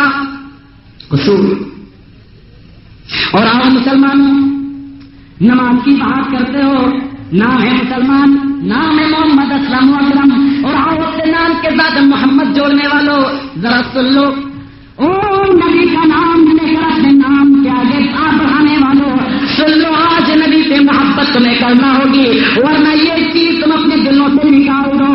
سن لو، صحابہ کرام کا یہ حال تھا کہ اگر کوئی آدمی فجر کی نماز جماعت ختم ہو جائے اور جماعت کے ختم ہو جانے کے بعد جب وہ مسجد میں آتا تھا، جماعت ختم ہو گئی، سورج نہ نکلنے پایا، ابھی فجر کی نماز کا وقت باقی ہے، سورج نہیں نکلا لیکن جماعت ختم ہو گئی، جب وہ جماعت کے ختم ہو جانے کے بعد آتا تھا، صحابہ یہ شک میں پڑ جاتے تھے کہ یہ آدمی منافق ہے، منافق، کیونکہ آقا نے فرمایا جو آدمی عشاء اور فجر کی نماز میں دیر کرے، یعنی جماعت ہو جانے کے بعد سستی کرے، اور فجر کی جماعت ہو جانے کے بعد جو دیر سے آئے، یہ منافقوں پر بھاری پڑتی ہے۔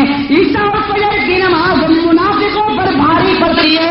یہ صحابہ یہ تصور کرتے تھے کہ آدمی منافق ہے، منافق، وہ فجر کی نماز پڑھیں بھی، صرف دیر سے آئے تو صحابہ منافق تصور کریں، اور ہم پانچوں وقت کی نمازوں کا جنازہ نکالیں، بتاؤ ہمارا کیا حال ہوگا، بتاؤ ہمارا کیا حشر ہوگا۔ اتنی ہی بات نہیں،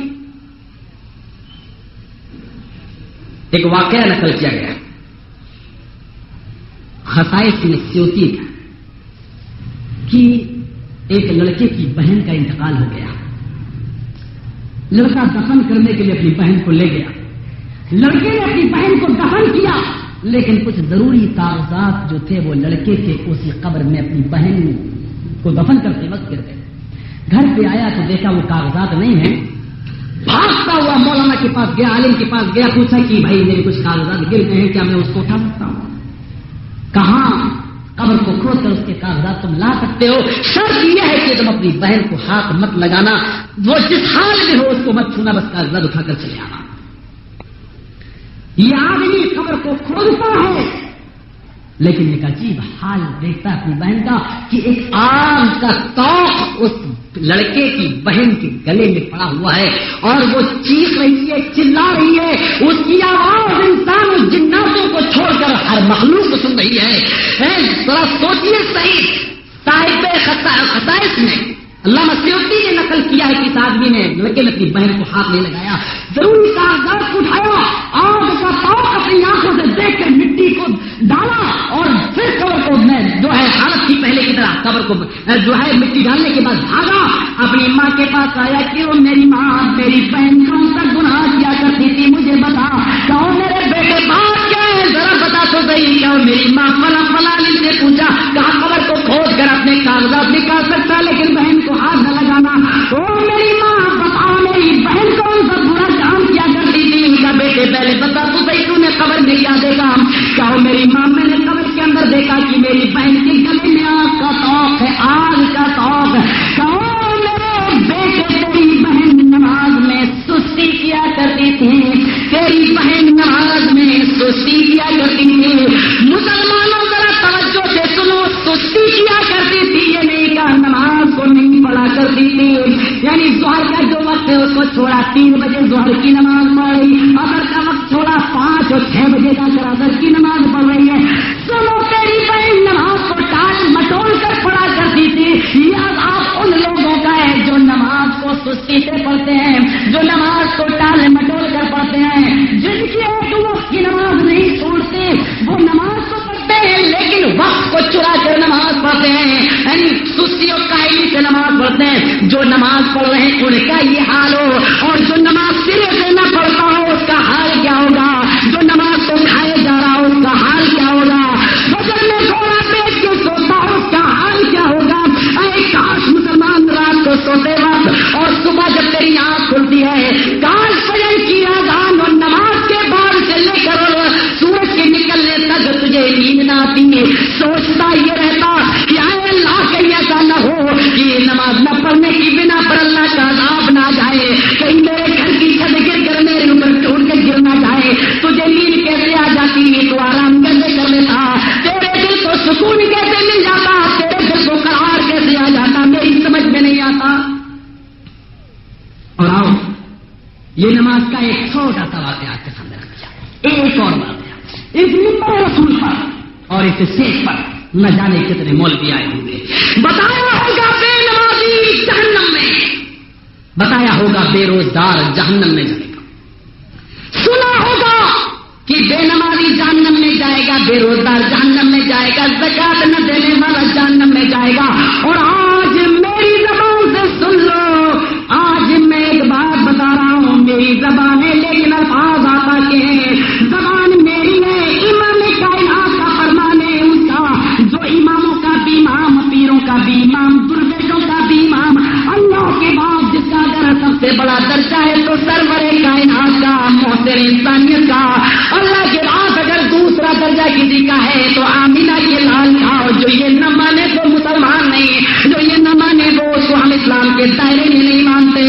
اللہ کے بعد دوسرا نمبر اگر دیا جا سکتا ہے کسی کو تو وہ صرف فاطمہ کی باپ کو، وہ صرف آمینہ کے لال کو، وہ صرف عبد المطلب کے پوتے کو، وہ ابو طالب کے بھتیجے کو، حسن حسین کے نانا کو، جناب محمد الرسول اللہ صلی اللہ علیہ وسلم کو دیا جا سکتا ہے، اور آج میری زبان سے سن لو، آپ نے سنا ہوگا بے نمازی جہنم میں، بے روزگار جہنم میں، اور آج میری زبان سے امام کائنات کا یہ جملہ سن لو، نماز پڑھنے والا بھی جہنم ہے، روزہ رکھنے والا بھی جہنم ہے، حج کرنے والا بھی جہنم ہے، اتنا ہی نہیں جس نے کبھی بھی ایک وقت کی فجر کی نماز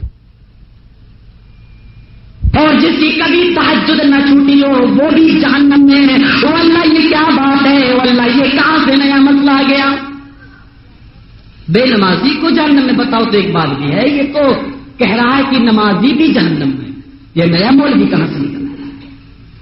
میں نے پہلے کئی امام کائنات کے الفاظ سن لو، حدیث کا فرمان، اللہ کے نبی نے کیا فرمایا، حدیث میں جب تیرا بیٹا 7 سال کا ہو جائے تو نماز پڑھنے کا حکم دے، اور جب تیرا بیٹا 10 سال کا ہو جائے تو مار مار کے نماز پڑھنے کے لیے لے جا،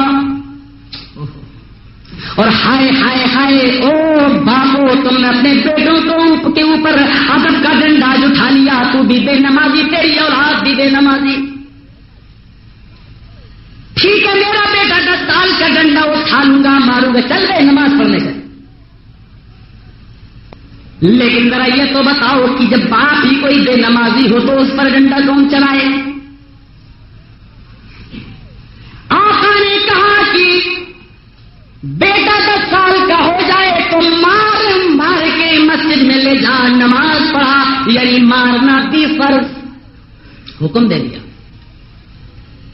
حدیث کے الفاظ ہیں، ایک آدمی اپنے بیٹے کو بھی نماز کا حکم دے، بیوی کا ذمہ دار شوہر نہیں، بیوی کا ذمہ دار شوہر ہے، شوہر کی ذمہ دار بیوی نہیں۔ بیوی کا حق نہیں ہے کہ شوہر سے کہیں نماز پڑھو، بلکہ شوہر کا حق ہے وَأَمُرْ أَهْلَكَ بِالصَّلَاةِ، اپنے گھر والوں کو نماز پڑھنے کا حکم دے، یعنی بیوی کو حکم نماز کا شوہر دے گا۔ لیکن آج تو الٹا ہی صاف ہے، بیویاں کبھی کبھی کہتی ہیں ان کو شرم نہیں آتی ہے کہیں کہ نماز نہیں پڑھتے جاؤ، کبھی کبھی نماز پڑھ دیا۔ اور یہ حال تو مرزا غالب سے آپ لگا سکتے ہیں اچھی طریقے سے، وہ بیچارہ اتنا بڑا پاکھنڈی، شراب کے نشے، نماز ہی نہیں پڑھتا، شراب کا اتنا عادی کہ جس کی حد نہیں۔ بیوی نے پہلے مہینے کی جو تنخواہ، نوکری کے بعد جو فرسٹ منتھ پہلے مہینے کی جو اس کی تنخواہ ملی، اس کو ساری پوری تنخواہ کی شراب کی بوتل لے آیا۔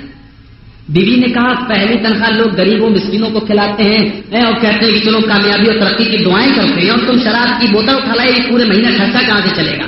کہا بیوی محترمہ تمہیں اللہ پر بھروسہ نہیں ہے؟ کہا کیوں؟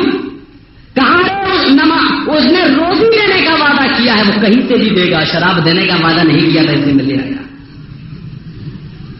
ایک دفعہ شراب ختم، بیوی نے کہا جاؤ کبھی کبھی نماز بھی پڑھ لیا کرو، ہر وقت شراب شراب شراب۔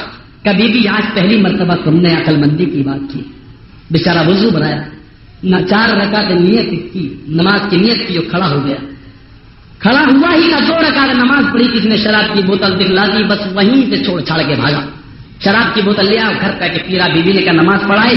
کہ محترمہ میں نماز میں دعا ہی تو مانگنے گیا تھا، اور اللہ نے جب 2 ہی رکعت میں سن لی۔ اس دنیا میں گزرے نام کا مرزا غالب،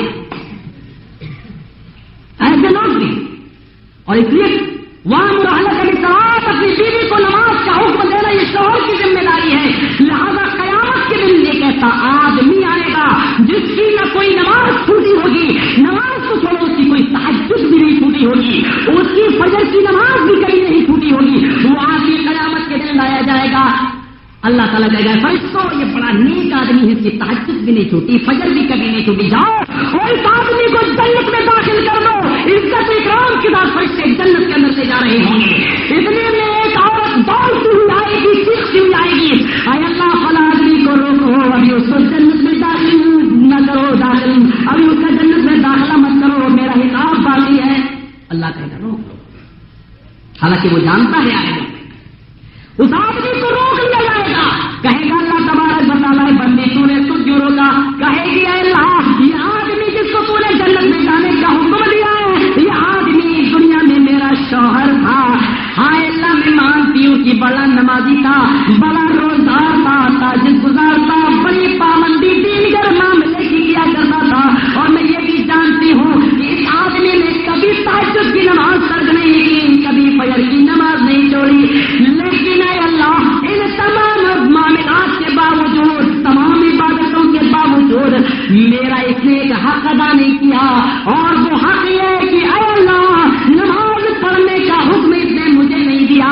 یہ آدمی خود نماز پڑھتا تھا لیکن اس نے کسی دن مجھ سے نہیں کہا میری بیوی کو بھی نماز پڑھ لیا کر، لہٰذا اس نے مجھ سے نہیں کہا آج یہ جنت میں اس کی بیوی جہنم میں ہے، اللہ یہ فیصلہ کہتا، اللہ کہے گا ہاں یہ تیرا حق اس کے اوپر بنتا تھا، لیکن اس آدمی نے تیرا حق ادا نہیں کیا۔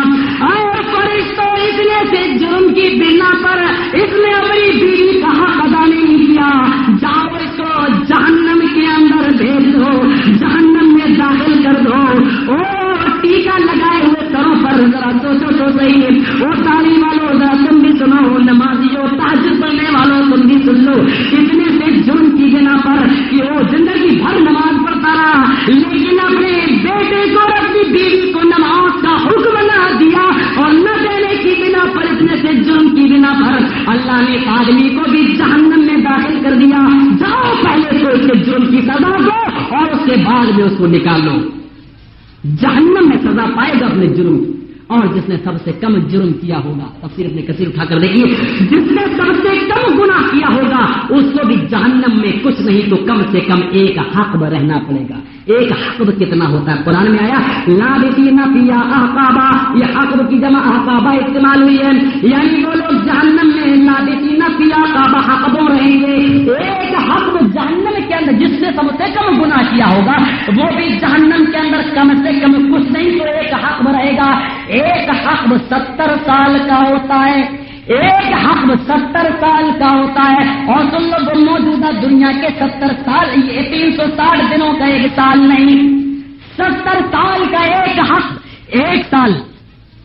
ऐसे 1000 दिन का एक दिन, जब ऐसे 1000 दिन का एक दिन होगा तो फिर महीना कितने दिनों का होगा और फिर एक साल कितने दिनों का होगा?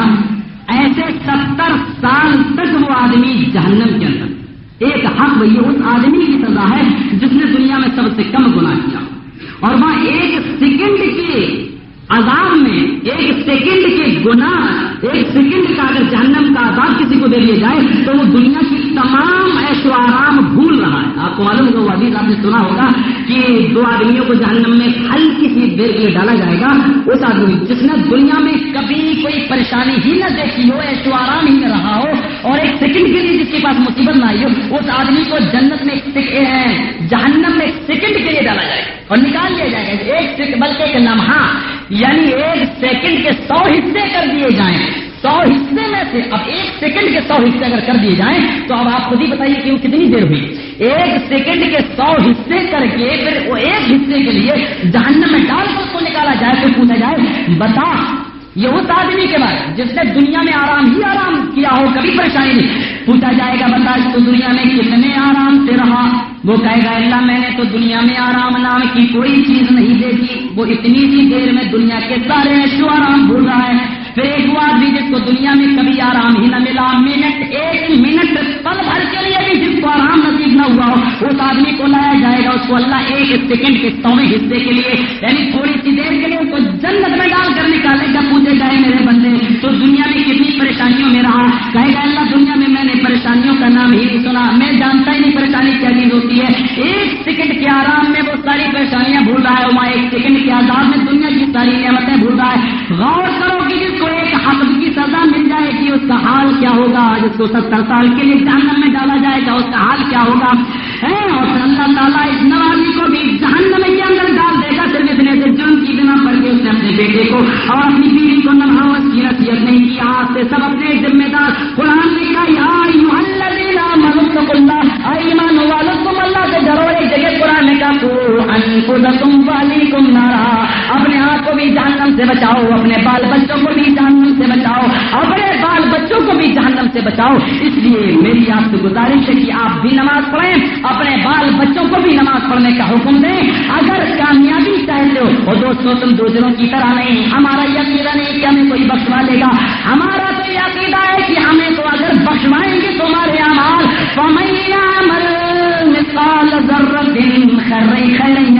और जरा सोचो तो सही, दलीलें कितनी ज्यादा। जरा बराबर भी तुम नेकी करेगा तो उसको भी पारेगा, रब्बुल आलमीन के नाम में नामे अमाल में देख लेगा। जरा बराबर भी बुराई किया होगा तो उसको भी तू अपने नामे अमाल में देख लेगा। मेरे दोस्त, इसके बावजूद भी आप सवाल करोगे कि हाँ मौलवी साहब की तकरीर की, लेकिन थे कौन? आजकल तकरीरों का मिजाज बनाया जाए। और आज का तीसरा टुकड़ा और सुन लो, ज़िक्रुल्लाहि अकबर, और अल्लाह का जिक्र बड़ी चीज है। कुरान की तिलावत भी हो गई, यकीन नमाज भी हो गया, और ज़िक्रुल्लाहि अकबर, और अल्लाह ताला का जिक्र बहुत बड़ी चीज है। इसको भी सुन लो, अपनी बात खत्म। ज़िक्रुल्लाहि अकबर।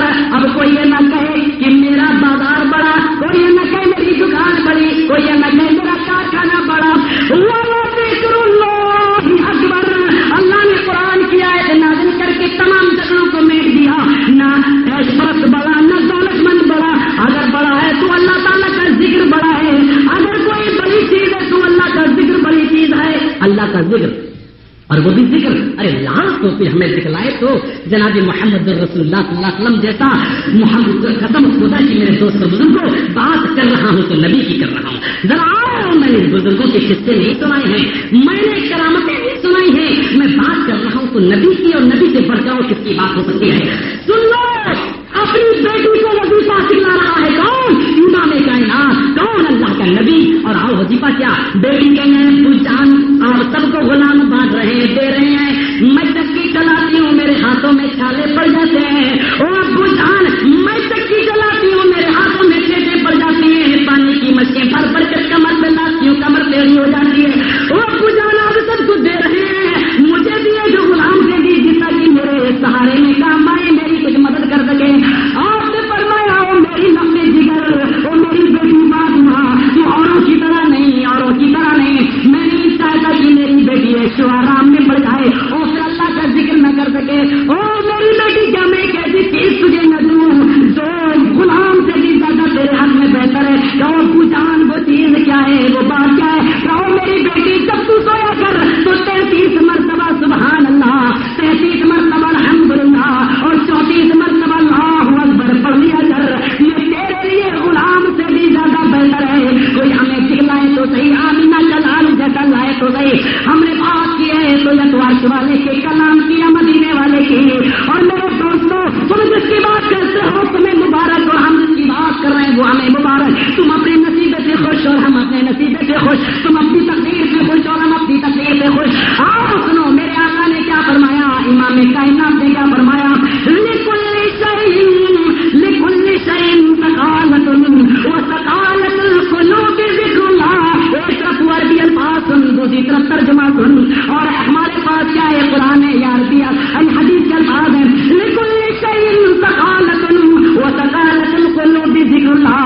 ہر چیز کو صاف کرنے والا موجود ہے، ہر چیز کی صفائی کا بندوبست ہو گیا. کپڑوں کو صاف کرنے کے لیے صابن، فرش کو صاف کرنے کے لیے جو ہے سرف کا استعمال ہونے لگا. ہر چیز کی صفائی کا آلہ موجود ہے. لکل شیء سقالۃ وسقالۃ القلوب ذکر اللہ. جیسے تمام چیزیں گندی ہو جاتی ہیں، زمین گندی ہوتی ہے، صاف کرنے کے آلے موجود، دانت گندے ہو جاتے ہیں، پیسٹ کرنے کے لیے موجود، ہر چیز کی صفائی کا آلہ موجود. تمہارے دل بھی گندے ہو جاتے ہیں، تمہارے دلوں کو بھی صاف کرنے کا ایک آلہ موجود ہے. سقالۃ القلوب ذکر اللہ. تمہارے دلوں میں بھی زنگ لگ جاتی ہے، تمہارے دل بھی خاکار، تمہارے دل میں بھی گناہ لگ جانے سے زنگ لگ جاتی ہے، یعنی گندے ہو جاتے ہیں. اور اس کو صاف کرنے کا آلہ ذکر اللہ، اللہ تعالیٰ کا ذکر ہے، اللہ کا ذکر ہے جو تمہارے دلوں کو صاف کر سکتا ہے. میرے دوستو، اللہ کے ذکر کی طرف آؤ، اللہ کے ذکر کی طرف آؤ. ہمیشہ تمہاری زبانوں سے جملے نکلنا چاہیے. اور آؤ اس دعا کو تم بھی یاد کر لو. بخاری شریف کی آخری حدیث کے آقا نے فرمایا 2 جملے ایسے ہیں جو اللہ کو بہت پسند ہیں، ترازو پہ بہت بھاری ہیں اور زبان پہ بہت ہلکے ہیں. 2 جملے ایسے ہیں جو ترازو میں میزان پر قیامت کے دن بہت بھاری ہیں، یعنی ان کا جو ثواب بہت بھاری ہے، اور زبان پہ وہ 2 جملے بہت ہلکے ہیں اور اللہ کو بہت ہی زیادہ محبوب ہیں. سبحان اللہ و بحمدہ سبحان اللہ العظیم. آج یہ دعا بھی تمہیں سکھا کر جا رہا ہوں. اس دعا کو یاد کر لو تاکہ تم میدان محشر میں جب نیکیاں تولی جائیں تو میدان پر یہ عمل بھی تمہارا سب سے بھاری بیٹھے. اس کو وظیفہ بنا لو. سبحان اللہ و بحمدہ سبحان اللہ العظیم. اس دعا کو تم بھی یاد کر لو. سنو مسلمانوں، آج لوگوں کو پتہ نہیں کیا کیا پڑی ہے. کوئی جیسی پرستی میں پڑے ہوئے ہیں. ذرا بامبے کے حالات کی طرف آپ توجہ دیجیے اور ذرا دلی کے حالات پر اور پھر بے پردگی اور انگلش کی طرف آپ جائیے کہ آخر وہ کون سی چیز ہے کہ جس نے تمام خرافاتوں کو ختم کیا تھا اور آج ساری طریقے سے آرگینک موجود. اس موقع پر آپ کو ذکر الہی میں لگنا ہے. آپ کو اپنی بیٹیوں کو بیٹوں کو سب کو نصیحت کرنا ہے اور سب کو راہ راست پر لانا ہے. اور مسلمانوں سن لو، آج ایک اور بات تمہیں بتاتا چلوں. تم یہ کہتے ہو کہ بلڈنگیں آرام دیتی ہیں، نہیں ایسی بات نہیں ہے. تم یہ کہتے ہو فریج اپنے گھر پہ لاؤ، دلوں کو سکون ملے گا، نہیں. تم یہ کہتے ہو فریج لائیں گے تو آئس کریم جما کر کھائیں گے ہمیں سکون ملے گا، نہیں. اور تمہارے دلوں کو سکون فریج نہیں دے سکتا، تمہارے دلوں کو سکون ایئر کنڈیشن نہیں دے سکتا، بڑی بڑی بلڈنگیں تمہارے دلوں کو سکون نہیں پہنچا سکتی. تمہارے بتا سکتی. تمہارے دلوں کو آرام پہنچانے والی اگر کوئی چیز ہے تو اللہ تبارک و تعالیٰ نے خود ہی فرمایا ہے بذکر اللہ تطمئن القلوب. اور قرآن کی آیت سنو, قرآن کی طرف آؤ. بذکر اللہ تطمئن القلوب. وہ لوگ تمہارے دلوں کو قرار دینے والی, تمہارے دلوں کو سکون دینے والی, تمہارے دلوں کو چین نصیب کرنے والی اگر کوئی چیز ہے تو وہ اللہ تعالیٰ کا ذکر ہے. اللہ کا ذکر ہے جو تمہارے دلوں کو سکون دے سکتا ہے. آپ کہتے ہیں بڑی بڑی بلڈنگوں میں, ارے نہیں بھائی, بڑی بڑی بلڈنگوں والے بھی آج ہاسپٹلس کے اندر بھرتی ہیں, ایڈمٹ. آپ دیکھیے ذرا, ان کو اپنے گھر کی ہوا نصیب نہیں ہو رہی ہے, اپنے گھر کا دروازہ ان کو نصیب نہیں ہو رہا ہے. دو فریج اس لیے لائے تھے کہ ہم آئس کریم بنا بنا کر کھائیں گے. ڈاکٹر نے منع کر دیا ہے کہ تم فریج کی آئس کریم یا ٹھنڈا پانی نہیں پی سکتے, اس لیے کہ یہ تمہارے لیے نقصان دہ ہے. تم نے مرغا پکوایا اس لیے کہ ہم کھائیں امیری میں آ کر, لیکن ڈاکٹر نے منع کر دیا کہ گوشت اور تیل کی چیزیں تمہارے لیے مضر ہیں. تم پالک اور لوکی کھاؤ. آج بیچارے کو سنت یاد آ رہی ہے, گوشت بھی چھوڑا ہے, بریانی چھوڑا ہے, اور آج لوکی اور پالک کھا رہا ہے. نہ تمہاری دولت نے تمہیں سکون دیا, نہ تمہاری بلڈنگوں نے تمہیں سکون دیا, نہ تمہارے فریج نے تمہیں سکون دیا, نہ تمہاری ایئر کنڈیشن نے سکون دیا. سکون اگر ملے گا تو کہاں ملے گا؟ آؤ مومنو, تمہیں تمہاری بلڈنگیں سکون نہیں دے سکتی, تمہیں تمہارے ایئر کنڈیشن آرام نہیں دے سکتے, تمہارے دلوں کو قلبی اطمینان دنیا کی نعمتیں نہیں دے سکتی. کیا تمہارے دلوں کو اطمینان کون سی چیز دے سکتی ہے؟ کون سا ذکر تمہارے دلوں کو سکون دے سکتا ہے؟ کون سی دوا تمہارے دل کو سکون پہنچا سکتی ہے؟ اور میں بتائے دیتا ہوں, رب کے الفاظوں میں بتائے دیتا ہوں, اللہ بذکر اللہ تطمئن القلوب. وہ اللہ کا ذکر ہے جو تمہارے دلوں کو قرار دے سکتا ہے, وہ اللہ کا ذکر ہے جو تمہارے دلوں کو سکون دے سکتا ہے. یہ اللہ کا ذکر ہے جس کو آپ اپنائیے, اور جیسے آپ نے ذکر کی طرف لوگوں کو مائل کیا, آپ ہم بھی مائل ہوں اور اپنے بھائیوں کو, اپنے گھر والوں کو, اپنے رشتے داروں کو, سب کو دین کے راستے کی طرف مائل کریں, ذکر الہی کی طرف مائل کریں. اس 2 گھنٹے کے پروگرام کے بعد مجھے امید ہے کہ انشاءاللہ آپ ان پوری باتوں کو عملی جامہ پہنائیں گے. اور پھر ہم آخر میں یہ کہہ دیتے ہیں تہ دل سے کہ اگر میری ذات سے, قرآن و حدیث سے جس کو تکلیف پہنچی ہے اس پر ہمیں کوئی اعتراض نہیں ہے, اس کا ذمہ دار اللہ اور اس کا رسول ہے. اگر میری ذات سے کسی بھی دوسرے کو ٹھیس پہنچی ہو, میری ذات سے کوئی تکلیف پہنچی ہو, تو چلتے چلتے معاف کر جائے, اور میں اسے معافی و معذرت خواہاں ہوں. آئیے ہم سب دعا کر لیتے ہیں پروردگار عالم سے کہ بارے اللہ ہمارے گناہوں کو معاف فرما دے, اے اللہ ہمارے قصور کو معاف فرما, اے اللہ ہمارے گناہوں کو بخش دے, اے اللہ جو ایک فرقہ, میں یہ نہیں جانتا کہ وہ کون سا فرقہ ہے, اے اللہ جو جماعت جنت میں جائے گی, اے اللہ ہمیں اس جماعت کا پابند بنا دے, اے اللہ ہمیں اس جماعت پر چلنے والا بنا دے, اے اللہ ہمیں اس مسلک پر چلنے والا بنا دے, اے اللہ ہمیں اس طریقے پر چلنے والا بنا دے, اے اللہ ہمیں قرآن و حدیث پر عمل کرنے والا بنا دے, اے اللہ سب کو قرآن و حدیث کے سمجھنے کی توفیق عطا فرما.